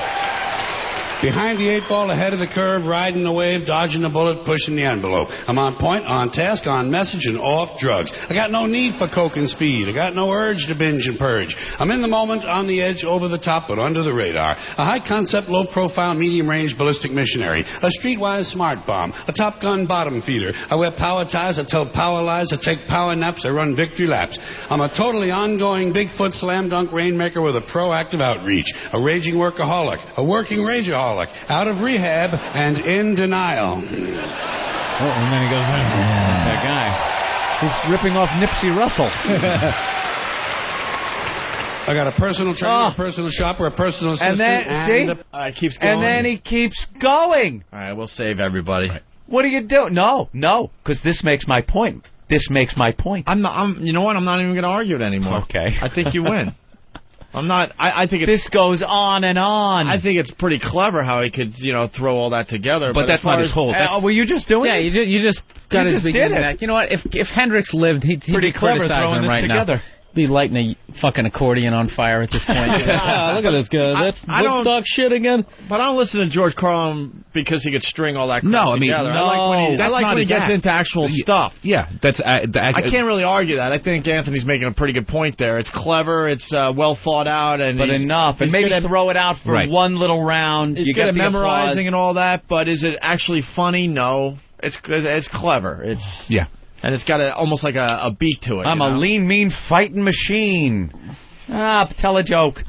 I mean, he does. That's cheese, toast, and some green beans. That's only 3 minutes of his of an hour-long special. The rest, first 3. Yeah, but then the next bit here: educational system and corporations own the U.S. Right.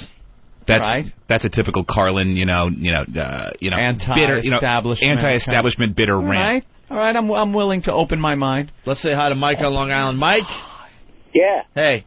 We saw George Carlin at Westbury last year. Half the place walked out on him. It was awful. Why? Really? He was terrible. Yeah. It's probably working out the special. All right. It was awful. I mean, the guy was just not funny. All right. Thanks, Mike. Let's say hi to Aaron. Aaron? Yeah. Hey. What's up? What's up? Well, I'm telling you, his last special sucked. It was cynical. It was morbid. And he's usually, hates humans, blah, blah, blah, loves disasters and whatnot. But this time, this last special, he's gone off the deep end. He's just shitty. All right. Thank you, Aaron. Yeah. Well said. Let's See, say hi no, to they're Ken. missing that's why he's enjoyable. Yeah, I like the black comedy. No, I like to listen to that reaction. Then you go see him and you watch him be this guy. He's just gone off the deep But everything end. that guy just listed is exactly why people like Carlin. It's because he's so morbid. There's 75 to 100 people walked down on his show in Denver about a year ago. Let's say hi to Ken in Pittsburgh. Ken? Hi, Owen. Hi. Hey, I saw Carlin, it must have been March last year, and he was reading that poetry that he did on the HBO special. So I've got to memorize this for the HBO special, and he was reading it. I was reading it? Yeah. You guys in Pittsburgh should feel lucky that Carlin even came to your city. Oh, he was great, other than that beginning part. All right, thank you, sir. And aren't the kids not special? When, come on, Bill Hicks, didn't he do that? That whole thing about how your kids aren't special. Oh, yeah. Then he's wiped a whole generation off his chest with a sock. Yeah. Yeah. All right, let's get into this other clip, and we'll see where it goes. All right. But if you talk to one of them about this, if you isolate one of them, you sit them down rationally, and you talk to them about the low IQs and the dumb behavior and the bad decisions, right away they start talking about education. That's the big answer to everything. Education. They say we need more money for education. We need more books, more teachers, more classrooms, more schools. We need more testing for the kids. You say to them, well, we've tried all of that, and the kids still can't pass the test. They say, don't you worry about that. We're going to lower the passing grades. And that's what they do in a lot of these schools now. They lower the passing grades so more kids can pass. More kids pass, the school looks good, everybody's happy, the IQ of the country slips another 2 or 3 points, and pretty soon all you'll need to get into college is a fucking pencil. Got a pencil? Get the fuck in there. It's physics. Then everyone wonders why 17 other countries graduate more scientists than we do. Education. Politicians know that word. They use it on you. Politicians have traditionally hidden behind 3 things: the flag, the Bible, and children. No child left behind. No child left behind. Oh, really? Well, it wasn't long ago you were talking about giving kids a head start. Head start? Left behind? Someone's losing fucking ground here. But there's a reason. There's a reason. There's a reason for this. There's a reason education sucks, and it's the same reason that it will never, ever, ever be fixed. It's never going to get any better. Don't look for it. Be happy with what you got. Because the owners of this country don't want that. I'm talking about the real owners now. The big, the wealthy man. The real owners, the big wealthy business interests that control things and make all the important decisions. Forget the politicians. They're irrelevant. The politicians are put there to give you the idea that you have freedom of choice. You don't. You have no choice. You have owners. They own you. They own everything. They own all the important land. They own and control the corporations. They've long since bought and paid for the Senate, the Congress, the state houses, the city halls. They got the judges in their back pockets, and they own all the big media news, all the big media companies. So they control just about all of the news and information you get to hear. They got you by the balls. They spend billions of dollars every year lobbying to get what they want. Well, we know what they want. Yeah, there's really no setup punch anymore. It's true. I mean, what he's saying, this sounds. You could sit smoking a joint with any aged hippie and hear this shit. That's. There's no jokes here. It's just him fucking babbling about the government, and that's not the George Carlin of old. I'm sorry, it's old George Carlin. It's his views on education and corporations in America. Great, do it in a comedic style. Yeah, don't just tell me, hey, there's politicians out there, and what they're doing is... And he thinks because he's doing it in this kind of flow that it's any better than just being lectured.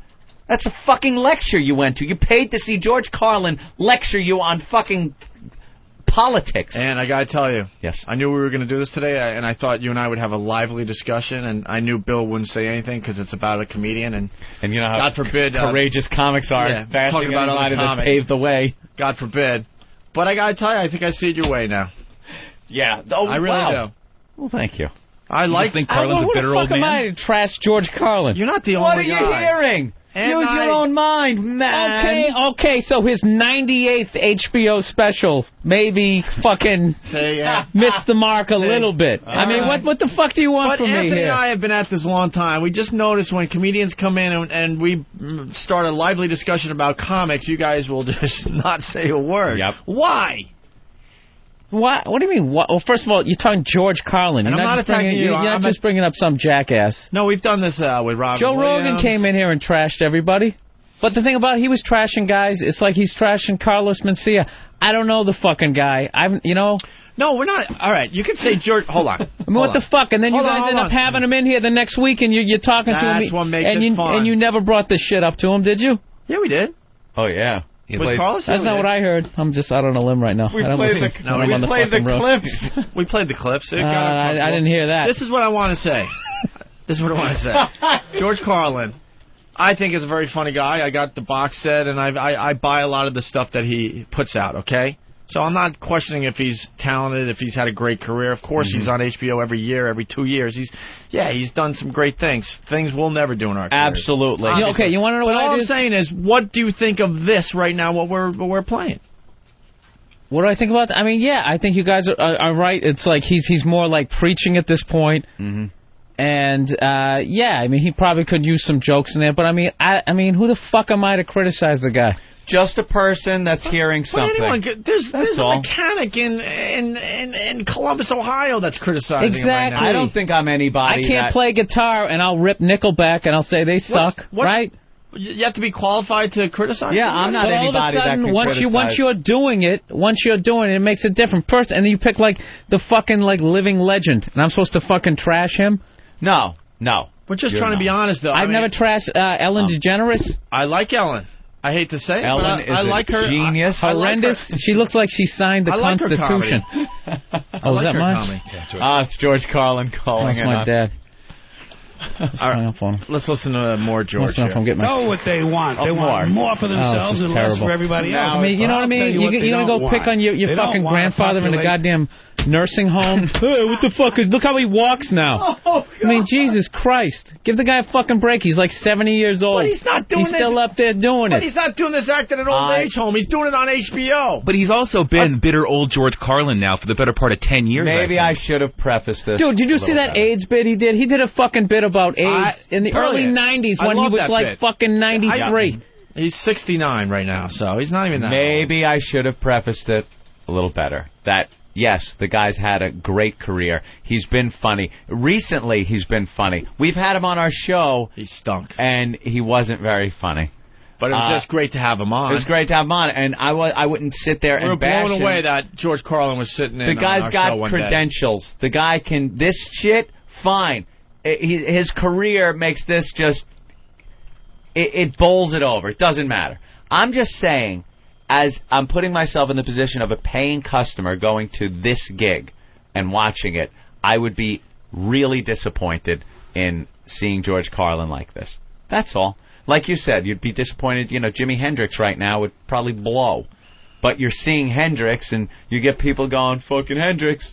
But you'd be like, yeah, it's not Hendrix. Hey, be fat now. Yeah. Probably well, we hook know up with what a couple they other want. guys They that want stink. more for themselves and less for everybody else. But I'll tell you what they don't want. They don't want a population of citizens capable of critical thinking. They don't want well-informed, well-educated people capable of critical thinking. They're not interested in that. That doesn't help them. Dude, you know what this is like? Thank you, Professor It Carlin. would be like making fun of AC/DC. I grew up, I love them. You mean gonna tell me they haven't been writing the same fucking song for the last 30 years? Yeah, he has. They got like 2 topics that they write about. I still love them. They still rock and sound great, though. But it's still verse, chorus, verse. You know, you could take them in 2005, take them in 95, take them in 85, and it's very. Angus haven't been very doing the comparable. exact same bit, the way he moons the crowd. That's true. You know, and then Brian Johnson puts him up on his 92-year-old shoulders. I mean, 90. See, now you got me trashing a band I actually love, but it's You just like the guys. Come on. Let's get to the end of this George Carlin thing. You're not going to be hip when you're 70. I mean, that's not really groundbreaking. But he's on HBO. That's what we're saying. Why does he get another HBO special? Then? Maybe a younger comic. All right, you want to pick a guy, And there's younger- Robert Klein. But there's younger. Oh my God! There is a guy that just lost any touch of relevance relating to an All right, want me to audience. trash a guy? I'll trash him. He stunk the first time I saw him, and he stunk. I don't. You find don't that think guy he was funny. kind of relevant, kind of hip back in the olden days? when he wore his sweater on his first fucking special? No, I didn't. You're not brave. What do you mean I'm not brave? Robert Klein can't do anything to you. That's why you're attacking him. What is George Carlin going to do? Have me He's open got for him that- in fucking Vegas? You could see that George Carlin has that old man strength, and I think you're scared of it. Old man Listen, Opie, I've been around Patrice long enough to know when I'm being baited. Okay? You're going to have to do a lot better than that. I'll accept that challenge, my friend. Give me time. All right, let's do the last bit of Carlin. I'm really trying to think of a fucking legend in radio that I can bring up. That's against their interest. That's right. You know something? They don't want people who are smart enough to sit around the kitchen table and figure out how badly they're getting fucked by a system that threw them overboard 30 fucking years ago. They don't want that. You know what they want? They want obedient workers. Obedient workers. People who are just smart enough to run the machines and do the paperwork and just dumb enough to passively accept all these increasingly old communist Russia. What? You know, I know America's got a few problems in the machine, but man, Carlin, it's making it sound like the Soviet Union of the 50s and 60s. I don't know what I think about that argument about we don't want an intelligent society. I'm not really sure. There's so much information available to human beings out there, regardless of what the government-controlled media man, like he's trying to put across. Media man. I think he's talking about the big networks and the obviously anyone who gets corporate-controlled. all of their information from television or just the newspaper or just is a fucking idiot. But I think that's what he's talking about right there. But like there aren't options. But I will like give only you George is finding the options. No, the problem is you have to have like a setup and a punch in there. If please, that's what you need. Please, I'm pleased. Well, yes, but he that's makes what a you're good missing. point. There's not a joke in here to be had. Yeah, they're Not great one. points. You can hear it at a lecture at a college. Bill Hicks is one of my favorites, and when he was doing all this political He was ranting saying and the raving same and shit, stuff, and you were laughing your You ass like off. Bill Not a Hicks? big Bill Hicks fan, were you? No. At least he made jokes out of this stuff. Because he can't do anything for him because he's dead. Wow. No, I didn't real say brave, that. Bill. I didn't say that I wasn't a fan brave. of Bill Hicks. Real brave. I see the pattern here. That's not what I was saying. That's not what I was saying at all. You did challenge me, though. I'm gonna have You to know, put fucking that Henry Gibson was doing this poetry back on Laughing. That's right. Yeah, Norm fuck Crosby. both of you guys. Did you guys say this shit to him when he showed up? No. Exactly. Faggots. No, I'm not saying I'm not a fucking two-faced fag when these people come onto the show. I am absolutely. So what are you calling me? You're a calling me that pussy. right now because I won't trash the guy because he's not here? At least admit to it when it's safe. Nipsey You know what? When you buy some clothes that actually have a fucking label on it somewhere that I recognize, then I'll give you shit. Wow, did you jump? Yeah, why are you making fun of our clothes today? Because you're attacking me and I'm fucking lashing back. Nipsey Russell. What is that? Thumbs up or thumbs down? I don't know what it is. What is this? What is it? I can't do radio with you anymore. What kind of shirt is it? Van Heusen. I have a Van Heusen shirt. Why the You've never heard of Van Heusen, my friend? Why the fuck do you have a Van Heusen shirt? I'm with Bill now.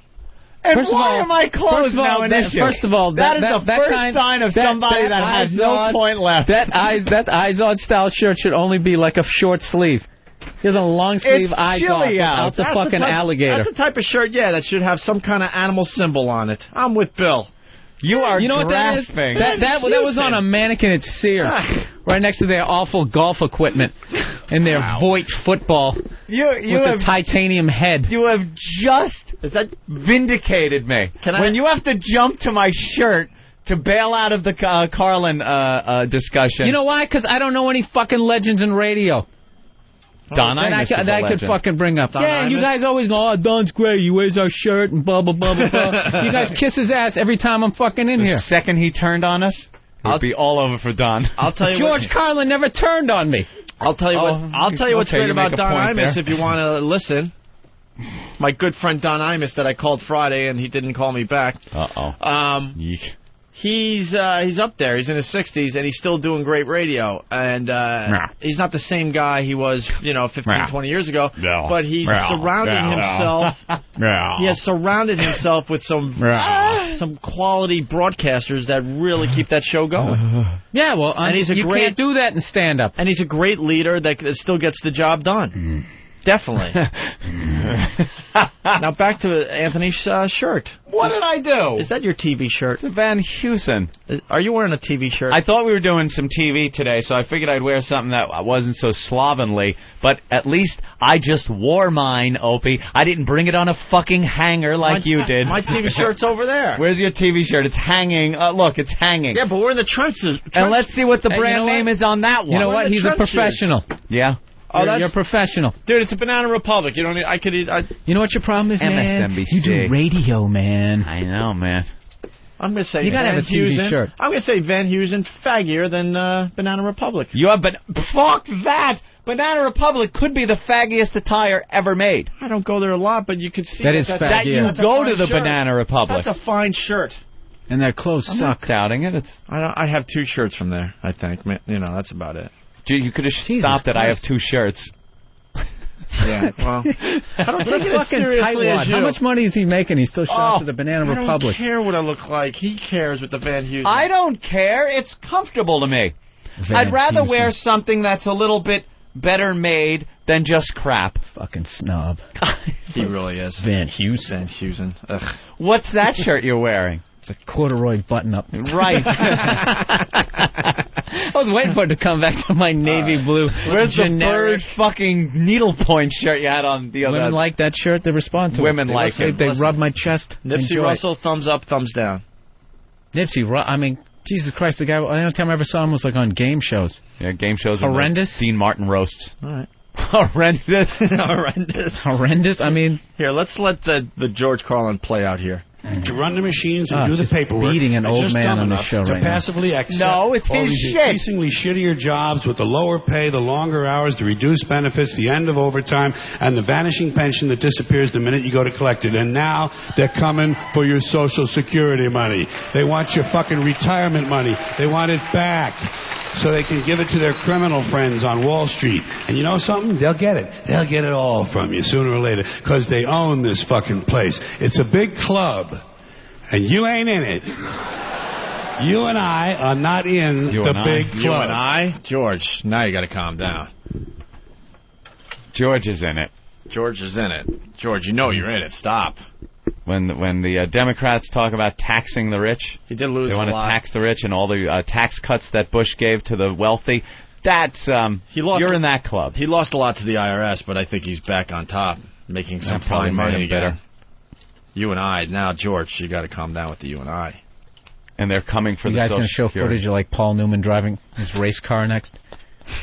Look, we weren't doing how anything he can't fucking make a left turn anymore. but playing his audio, and I'm sorry. Out of all the brutal, horrendous fucking hacks out there that you could have fucking popped in some shit. You pick fucking George Carlin. Because it's and then George expect Carlin. me to pile on. We're all about pop culture. This is in the now. This just happened, Bill. This just happened. There's a lot of things that happened, and I didn't hear them on this program. And Steve actually found 2 clips that he thought were interesting. I thought they were interesting. That was a 4-minute clip. There was not one joke in there. No. And you're not going to see one a comedy joke. show. That's the only problem I have with Carlin. But it's not like Carlin just started doing that kind of material. He's been doing it for years. But it always had a humor to it. It had a twist, like something funny. I think he's, I like the thing where he talks about his stuff and how people have stuff. Ugh. You see that? What? I like this See stuff, that? Joe. I mean, that's like a guy, he just can never hear Stairway to Heaven enough times. No! You're a hack. I'm not a You hack. are a hack. I am just You are a saying hack. that you enjoy Carrot Top, you go to Vegas, and you watch Carrot Top. No. And he pulls crazy shit out of a Carrot Top and will you never sit there appeal with to a me. look of glee on your face like you're hooked up to a fucking I morphine hate drip. the Carrot Top. Hate Carrot Top. But he's adorable when he's doing it. He is not adorable. I mentioned one bit that Carlin did of late, and it's 20 years old. Yeah, it's 20 years old. I'm into AC/DC. You shook me all night long. That's a catchy tune. George, you mainstream. I'm sorry. Right out over the plate. Oh, I should just love this shit because it's Carlin. Mr. Carlin, no, but you just said you said I love George Carlin, and you pick up the fucking hacky one. Mr. Carlin was it had preaching. some laughs in it at least. Jesus Christ. Mr. Carlin was just preaching there. That was preaching. So did Hang That was with Mr. fucking Cooper. politics. That was getting up there and just doing a political speech. I don't know how many times I have to agree with you that there could have been some more punchlines in there. Some more. But I'm not going to sit here and trash George Carlin. Guys, we got to take a break. It would be a crime Don't if trash Carlin, so turn to my shirt. It would be a crime if this show ended without us going to Paradise. Can we all here's something we can all... Can we all get together for Paradise? No. Why? A poor, drunk, fucking blonde girl, we're going to tear her apart like big, brave men? I'm not going to be part of this. I think Tara deserves a little more respect. Being right now? It's exploitation through editing. He is being childish. You're going to fucking compare Tara Reid to George Carlin? I'm saying we shouldn't exploit the fact that they edit her to look stupid. What you're saying is what the fuck I just said about George is the same thing what you're saying about Tara. You're mocking me right now, Anthony, and I don't appreciate it. You're right. We're getting together for Paradise after the break, okay? Okay. And also, before we leave, we got to do the Family Guy audio. They did a whole show on the FCC, and it was quite brilliant. Yes, they did. I think they did the show for like 100 people in the business. Yeah, it's all inside jokes. Very inside, but maybe we could, help it along a little bit after the break, okay? I think you just drove a wedge between the two of us. I'm feeling a little tension. I have no wedges. What are you kidding? That's been my job for 10 years, sir. A wedge. Welcome to the program. Welcome to the program. and Anthony get infected. I guess we should tell Aries we like to break things on this show. It's fun. Hey man, I wish I was here. For like Voss has a invite from President Bush. Not an invite. It's what is it? Let me see it again. You're not going to see it. It's your wedding invitation. Let me see it from here. He sent an invitation to the president. Oh, give me the fucking thing. Oh, shit. I'm telling you. Wait, what happened? What happened? They took it out of his bag. Out of my bag. Oh, jeez. Did someone rifle through your place? Don't break it. I'm telling you. Why is it already a little askew? Let me see that. Give me the fucking thing. Look at you. Oh, shit. Oh, my God. Oh, you kidding, you motherfucker. That scared the shit out of me. Oh, shit. Holy shit. I wasn't even looking up, man. Holy shit. I didn't realize that's a real glass. You broke him. You know, you think Aries pissed off at the last guy? You just cut his face, you dummy. It was like conflict. I'm good. All right, you're not cut? No, you're not going to turn around back in your car. No, not with him here. Was that actually the fucking... No, it was glass, man. Son of a bitch. I switched it. Yeah, you broke your frame. Yeah, but I didn't realize it was glass. Holy shit. Oh, you fucking... Look at you. Now you're a mess. Shit out of me. It's flying glass all over me in the chin. Huh? Oh, my God. I know. I felt one on the cheek. Did I catch you, Aries? That was nice and nice. Yeah, but I'm good, man. I'm good. I'm fucking $500 frame. I really... Yeah. I got a few cuts. You got some shrapnel. Oh, man. Man, I thought he really did it. That was. He did break it. What do you? That was glass. That was really. No, here it is. Oh, Break what's that that one? Oh, that's the real one.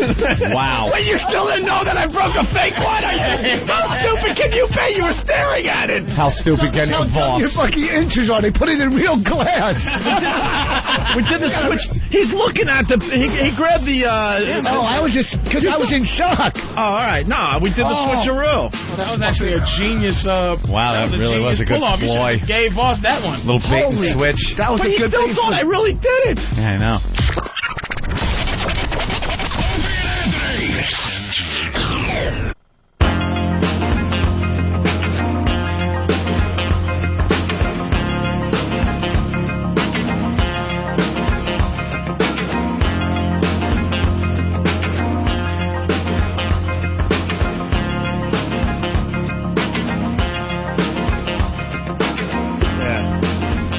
We're back with the Opie and Anthony program. Bill Burr in studio. I wish we could do at least another hour of radio today because we've just touched the surface. Yeah. I think we're having a good show because we all just looked up at the clock and said, oh, my God, it's 10:20 already? I couldn't believe it. How did that happen?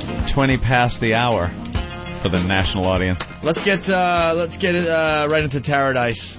We saved this because Bill hasn't been around in a while because we had Norton back and then, I don't know, you've been doing your own thing, obviously. Oh, yeah. We love the Paradise. I've been going to places like Albany and Buffalo. I don't got time for you guys. I'm jet-setting to all the hot cities in New England. Portland, Maine. Yeah, much more important than getting national exposure on this show. Oh, exactly. Why would I want to become a draw nationally when I can perform in front of 30 people in Ottawa? Ottawa. Did you play Ottawa? No. Even that one was too fucking ridiculous. Guys, we got to get right into Paradise because we're losing let's hear it. Time here. Paradise has been canceled, but I guess they're pumping out the last few episodes. Why the fuck would they cancel the show? All those wild-ons were kind of cool at first because you get to see a lot of hot asses and stuff. But then it's like, all right, it's more the same, whatever. Plus, you got to watch your career flame out. But this stuff is good. I love Trainwreck TV. They need more Trainwreck TV. They're not ready to commit to Trainwreck TV, by the way. They flirt with it here and there, like the Danny Bonaducci show and stuff, but that had to be done with a therapist and rehab and stuff. They can't just pure totally exploitation. Commit to Trainwreck TV and allow this to happen in front of your eyes. We're getting there. With the Paradise and thing. now that Bonaducci's kind of cleaned up, I don't want to watch it. Yeah, you want to see him self-destruct. I don't know what happened to the last episode. I thought that was going to be on last night. He was in rehab, his wife visited, and they weren't sure if they were going to continue with the relationship. I actually watched the Peter Brady one. Oh, my God. Yeah. My Fair Brady. Oh, my. How corny was that? Fucking went on for fucking ever. The end of My Fair Brady? He's absolutely insane. Christopher Knight actually proposed to that hot piece of But I didn't think he was going to do it. I thought it was like that Joe Pesci scene when he comes walking and thinks he's going to get made, and he's like, fuck. They made it look like he was actually giving her an apartment, meaning you need to move on with your life and have a life of your own, but then she's losing her mind like, this is not what I want, this is not what I want. And then he goes down on his knee and But how much shit was Peter Brady saying that he could totally relate to? I totally understood what he was fucking going through. It's like, I don't want to break up with you, I want to just stay in this fucking moment, and let's not move on to fucking marriage and all that other horse shit. We got a little taste, because they were in here. That is a disaster in the making, that whole relationship. Yeah. Oh my! It might be good for another year or two, but there's just fuck that. He's 50. That's the hottest piece he's gonna get. Well, that's the problem. Banger, give her half your shit. She just and tell the story at the bar. Forfeiting half your shit. She was a lesbian pretty much until she met him. There's like all sorts of baggage. Great. There. So when you get tired of hitting it, then you bring the third party in. I think when he falls because of this, it's gonna be a long, hard fall. Oh yeah. All right, we got to get into Paradise. Great way to fall. So but I did see that last night. I got rooked into that hour-long freaking. Peter Brady is older than Carlin. A lot of people don't know that. 70, 47. Yeah, he just doesn't dye his hair. All right, Paradise. This show was great. We loved it. Yeah, they'd send Tara around to different places around the world for her to party. Oh my God, you guys! And she would comment on various little tidbits of information about the place she was at. Yeah. History, can just come out of her ass. She's in Greece. She'll talk about Greek history. Yeah. If people doing something exciting, she'll say that she's going to do it the whole episode, and then in the end we'd be like, it's crazy. I was watching an episode and just laughing, thinking about you saying that because she was doing that. She's like, we're going to go surfing. It's going to be so kicking ass. We're just going to head out on the beach. There's some, big waves. Irish, big waves that they got, the big boards. We're all going to get surfing down. And they get to the beach, and it's like, okay, well, let's get out there and say, you're crazy. I'm not getting out there. There's no way I'm surfing. I'll just watch. I'll sit here on the beach. Oh, my God, a guy almost died. I mean, that guy's, so hot. The best one was when she was windsurfing on the sand. Yeah, and then saying how great it was and how much fun it was. Yeah, when they train she's people. Going, whoa. When they train people to windsurf, the first thing you do. I almost fell off the earth. But yeah, how do you windsurf on the sand and it's actually fun? The first thing they do is put you on the sand when you windsurf. All right, and it's just to learn how to pick the sail up and how to kind of stand on the board. Yeah. And that's the furthest she would go. And she thought that was so much fun. Yeah. Oh, my God, this is so much fun. We're here windsurfing on the sand. So she was in a place I like to call Saint Tropez.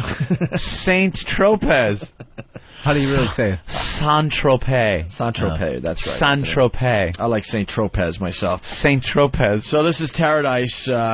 Show's going away, unfortunately, but bye-bye. This could be the last time we do Paradise. Life is a dream. Here it is. Paradise. Okay. Imagine having a great dream, having the best dream in your life, and all your friends are in your dream, and guess what? It's not a dream, it's real.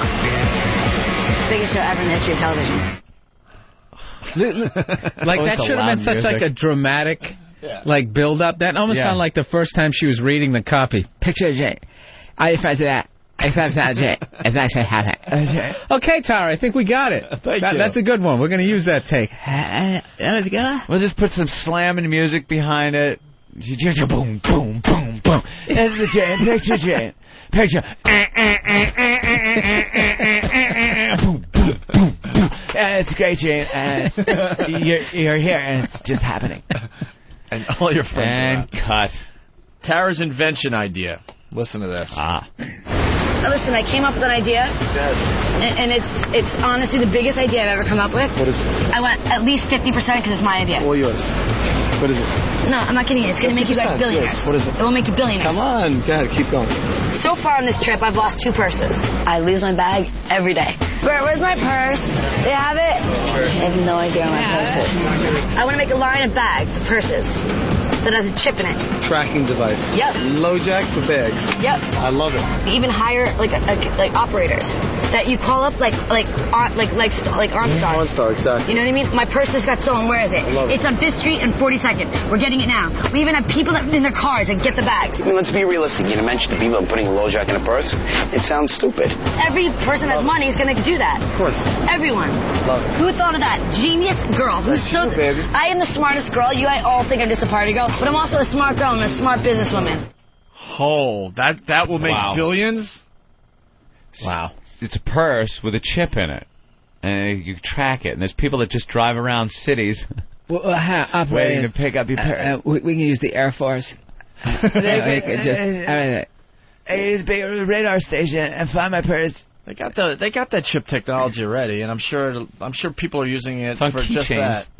You go beep beep. Like the New York City Marathon happened, and if you had a loved one in the race, you could just follow their progress. Them. Yeah, on the internet. Like, oh wow, they're still in Brooklyn, or oh wow, they're crossing the bridge now. So what the fuck are they doing? So there's basically a satellite beam. I mean, what kind of stress is that on your body? You're running 26 miles, and you got this fucking beam coming down from outer space right into the top of your head.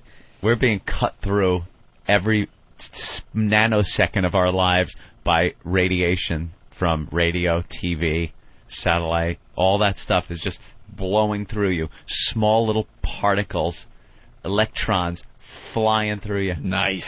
If you could see those, if they were visible, we wouldn't be able to see each other. The air is so just full. Can you of say all things. that in Tara? That sounds like a Tara. Imagine radio waves. Imagine, if you will, they're just sitting there, and if radio waves like had color to them instead of just being like clear and like clear nail polish, if they were like red, it would be like nothing but red in front of you, and we couldn't watch Paradise. It would be an awful thing. It would be like crazy. like right now, I'm inhaling them with every drag I take on my cigarette.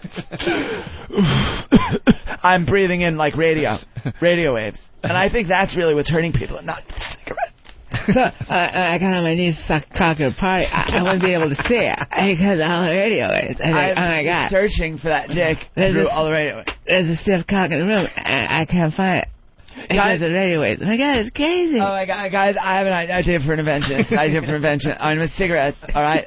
I'm with cigarettes. Instead of just a filter that filters out like tar and nicotine, we'll have one that filters out radio waves. So instead of breathing in like radio waves, you can say, and then you can look in the end of the filter, and when you see it's brown, like from the tar and nicotine, you could also like put it in your ear and listen to the radio waves that would have gone into your lungs. And then I can still see the cock, and I can suck it. And yeah, it was like as you're puffing, you're clearing a little space just in case the radio waves get colorful and we can't see anymore. You clear a hole, like a little glory hole, for the cock to come through the radio. It's my idea. We'll patent it. I want 50%. You make $1 billion. So you think I'm just a party girl? I'm actually really smart. I'm a genius. Moving on. Here she describes her friends. I love seeing my friends. I love my friends so much. I really have, I gotta tell you, the best people and the best friends around me. They're all just nice people. Every one of them are. They always have a good time. They love to play. You know, they're perfect for me. Yeah, let's see if those friends are with you after your career really was there like an ounce of sincerity? There was in any no of that? passion at all in her talk about her friend. She was talking about employees and like producers from the show, people that will be gone and she'll never see again when the show's canceled. She's talking about the people who roll their eyes the second she fucking walks away. Right. My good friends.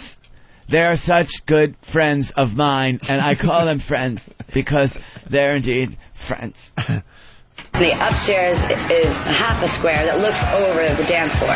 In that half a square, there's a VIP area. So we had half of the whole side of the upstairs that looked over the dance floor. I loved dancing on the pole. It was fantastic. Everyone thought I was going to fall off the pole, of course, but I loved just swirling around on it. It was like in the middle of this wall, like this dancing pole. It was the best party we've ever had. We had the time of our lives. She cannot describe anything. I couldn't paint a mental picture of that. It came out like a Picasso. And there's like this thing on the floor and a wall, and the VIP is half of it, and there's a pole, and I was dancing, and people thought I'd fall off, but I didn't. And it was and there was a teeter-totter and a big sphere and a thing, and it launched, and I went, and... You know what the funny thing is? Like 3 feet over, like the Mona Lisa is hanging there, and she totally doesn't even see it. It's like she's seeing all this amazing shit, and she's just like, where's the pie? They have an Applebee's in Rome. I want to get some potato skin. I want to tell you, I sucked a cock in Applebee's. Maybe it was a Ruby Tuesdays. They kind of had the same appetizers. I think it was right next to the Louvre. The Louvre. I had Louvres on the back of my car window once, and they kept the sun from coming in and stuff. And there's this whole big building in Paris that just sells them. There, it's called the Louvre. And it's so much bigger than a Home Depot. It's like crazy. And all my friends are there, and I love them. I love you guys. You guys are awesome. You're my friends. We're all friends, right, guys? Friends. All my friends are such close, tight-knit friends. Sure they are. Well, that was the end of... This is Sarah. She's my best friend and my wardrobe stylist. I love her. Isn't she great? That finishes up her trip to St. Tropez. St. Tropez. The Paris, UK one was the best, though. Yeah. Yes. What was that one we listened to? No, we just listened to St. Tropez. Oh, I want to hear some... the Paris, UK, and how she talks about, like, the Eurotunnel and all that. Unbelievable. It starts with the Eiffel Tower, and I guess she's talking about getting engaged under the Eiffel Tower. If you get engaged under the Eiffel Tower, your marriage lasts forever. It's an old urban legend, but why not? I should make a sign. Will you marry me? Will you marry me? Yeah, you got a yes. You got a yes, Tara. You'll get down on one knee. He said yes. He said yes. You have to get down on one knee, sir. Sure. How are you guys doing? Can I get down on one knee? Tara Reid, may I have your hand in marriage? Yes! I love it forever! Oh! This guy, Mike from Ohio, a tourist right there, asked me to marry him, and I said yes. But I was like, I love that doesn't work! No, it was good. I don't even know who you are, really. But I love Van Wilder. Oh, thanks. I just married Tara Reid. Forever. Empty out the tower and you're engaged. Yeah, the guy don't even know. No, I'm going to ruin my love forever.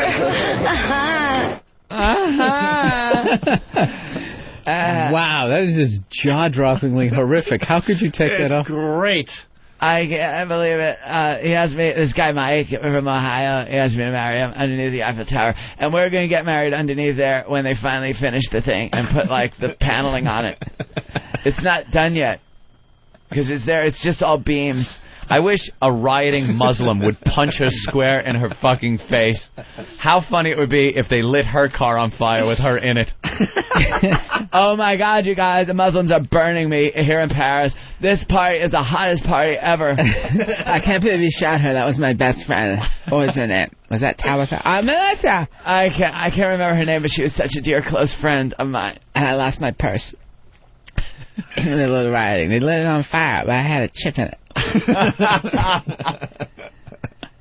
They should put chips in, like potato chips. Every time you want potato chips, you just hit the chips and you can find the nearest vending machine. Sorry, it's chip and a chip. It's going to be a beautiful, wonderful invention. It's going to make billions.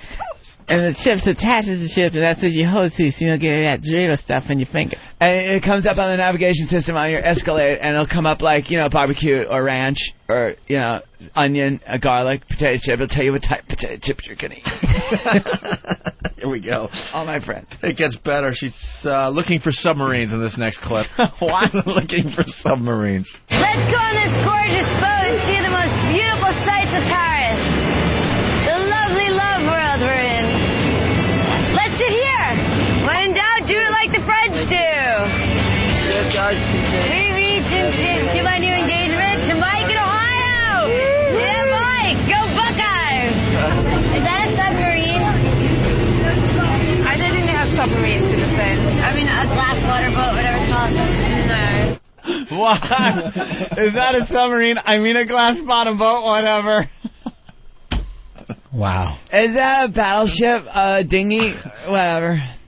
A sailboat, or what, a truck? If I was ever married to her, I would have to choke her out every time she fucking woke up. The second she said, just what are you doing? rear back naked to sleep, Yeah, crazy and just lady. watch her eyes shut and then let off. Let her breathe, but she's unconscious. And every time she comes to, just choke her out.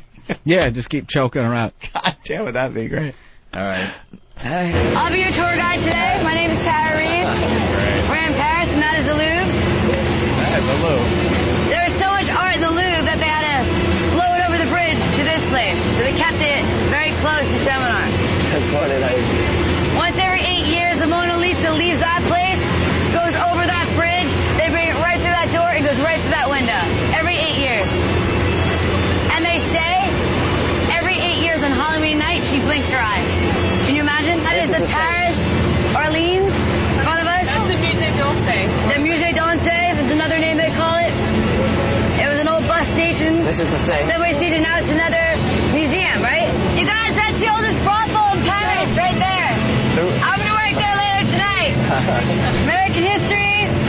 That is the sex of the city bridge, where Carrie runs away, and Mr. Big finds her. Mr. Big and Carrie. That's a major American moment right there, that bridge. She was wearing her Manolo Blahnik shoes. Everybody remember her Manolo Blahnik shoes. And they fell madly in love, like me today. I'm now engaged to Mike from Ohio. I don't want her alive. I really, How did Carson Daly date her? wow.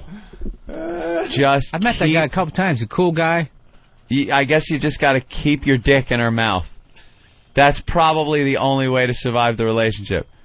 Oh my God! Oh my God! I was out the other night. Just keep it full. That couldn't be. Imagine you're just some poor motherfucker on a tour, and Tara Reid decides her and her camera crew are coming on, and she's the one giving the tour. Yeah, you've been waiting your whole life to go to Paris. Oh, I wonder what that building is. Oh my God, it's part of the Louvre, and every 8 years, the Mona Lisa. It goes, and that's the episode of Sex and the City. Sex and the City, wearing them on black shoes. And why? Who cares? Ugh. And the submarine. Paris is always so crowded. Sorry. It's okay. I was just talking about submarine or, septic tank. Paris is always so crowded and so packed. So to have it by ourselves and, to see Paris, we did all these, fun, silly little, tour things. We walked through the park, and it was beautiful. There was, a carousel. Then we got up, and we went up, and walked around the corner and went in this area. And we saw all these great paintings and artists and people drawing. It's the mentality of asking like a third grader. Not even. What did you do on your summer vacation? She should come home with like a picture she drew with crayon. When they just have the lines just. It's just a scribble. Yeah. Or when they say draw you and it's just two big eyes and arms that don't fit. And they go to color in your shirt and half it goes over your face. Goes over the lines and the face and. Stupid kids. Here she complains about it. I put some glitter on my macaroni. I made an ashtray with macaroni and gold paint and some glitter. I did it all by myself. It's an ashtray. And as I was making it, I filled it up. Here she complains that her drink is too weak. Of course it is. First round's on me, kids. Anything from martinis, champagne, whiskeys, cocktails, liqueurs, beers, and anything else you want. What do you guys want? Yeah, the cocktails on the back. Can I just have an Evian, please? No, what do you want, sweetie? Large bottle of water. 1, 2, 3. What do you want, Don? Four large bottles of water. Can I get a peach iced tea with vodka in it? Spice it up a little. Cheers. They didn't put any, they measure this stuff here. It's not even like an American shot. It's this big. You see, it was up to here with ice in it. So it doesn't even taste like anything. Bitching there isn't enough vodka in it. Can you imagine if she was your girl and you actually took her to Paris and these are the comments you were making? You'd be like, I should have taken this cunt to Rhode Island. Oh, she's not getting asked. You could have taken her to Six Flags. I got it was a carousel and we went on a roller coaster. We should have went and looked at leaves. We went on a submarine glass bottom boat and we saw we were walking and there's people drawing. Yeah, great. We went to Athens and we got some beers and it was crazy. They were so weak, the drinks and stuff. Oh, yeah, there were some old wrecked buildings we drove through. I was like, what are you taking me, the ghetto? It was amazing. We had it all to ourselves the same way every other place I got to is all to myself, so it wasn't that amazing. We went to Greece, and there's this building called the Parthenon, and it's just such a wreck. Why don't they clean it up? Yeah, fix it already. It's a real fixer-upper, but for some reason they won't build on it. Excuse me, the statue's missing the arms. This poor woman. She's got, no arms. And I think it's a statue, to show that handicapped people can do things, too. It was an American museum. They had the arms on it. Totally, complete. That's why we gotta feel like the Americans, you guys. We have, whole statues. Statue of Liberty on her hat. I mean, she wouldn't even be holding the thing up. It was in Greece. Imagine if it just had one arm. Gee. Where's my drink? Drunk whore. Fucking tolerance is ridiculous. She's she's in the same fucking watering holes as fucking Ernest Hemingway. She's like, oh God, it's fucking weak. You guys. They're so mean. It's whiskey and iced tea. I mean, come on. They're so mean. They're mean, evil. Oh my God, look how bad my hair was. That looks like strings. She's talking about the tabloids here. Looking at pictures of herself in the tabloids. Oh. Why are they so evil? They're just mean people. a bad picture of Paris, too. They're just mean. You know what I wish I could do? I wish I could find the editors of, like, Inquirer of all these people, and all the mean things they do to us, I wish we could have someone follow them around like a detective and take bad pictures of them and put them in the paper every day, and they would see what it feels like. They'd be quicker to just try to ruin people's lives. Yeah, that's what would happen. Yeah, but she had all of the tabloids in front of her. Yeah, she couldn't get enough of the tabloids. Yeah. And she was going through the tabloids, I saw this, and she was looking for her picture. Yeah, she loves when she's in those. Because these celebrities love when their picture is in these in these rags. Yeah. Without a doubt. Wow. Moving on, we're almost done here. Discussing the Eurotunnel. My producer just told me that I have to tell you guys a really interesting fact. We are going 187 miles right now on the Eurostar underneath the English Channel. So I just want you all to know that that's why the walls are black. We're in a tunnel going almost 200 miles an hour. On our way back to London. The tunnel is called the Bula Tunnel. Okay. What's the name of the tunnel? It's called the Eurotunnel. That's hysterical. Alright, that's even a funnier thing. We thought, like, you know, in New York City you have, like, the Lincoln Tunnel, the George Washington Bridge. Here in England, this amazing tunnel is just called the Eurotunnel. Oh my God! You know what I love too? Oh my God! She's talking about tunnels, and she goes the Lincoln Tunnel, and then the George Washington Bridge. George Washington Bridge Tunnel. She couldn't think of another. Not the tunnel. Holland Tunnel. Yeah, she couldn't think of another tunnel. I love it. I love the Brooklyn Bridge Tunnel. I go over that all the time. And it's simply called the Eurotunnel. I don't know why a bridge that connects France and England is called the Eurotunnel. Why is that? It doesn't have France or England in it. It should be the Franklin Tunnel or something like that. She thinks it was a play on your tunnel. Like your tunnel. This is your tunnel. It's everybody's tunnel. It's your tunnel. How boring. It's called your tunnel. What a complete dolt. We're going like 700 miles an hour. Like no concept of speed or anything. You're just a fucking... And she gets to go to all these places. I'm so Not fucking anymore. jealous. They're canceling the show. Yeah, but she got to go. This is it.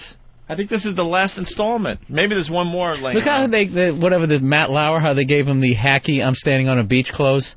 Yeah. The baby blue with the khakis. It's time for Where in the World is Matt? He's on Easter Island. Oh my God, we're here on Easter Island, and I just ran into Matt Lauer. And there's a bunch of like rocks with big heads like carved in them. I got the first round.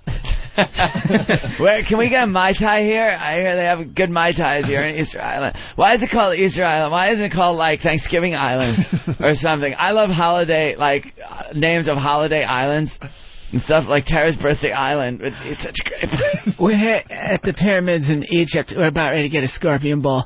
I'm like so fucking wasted. You know, I can't find the door. Oh my God, if a mummy came out of there, I would like so free. You guys are my friends. I love you. I'm going to take my top off. I bet I can get some really good sun on my hair.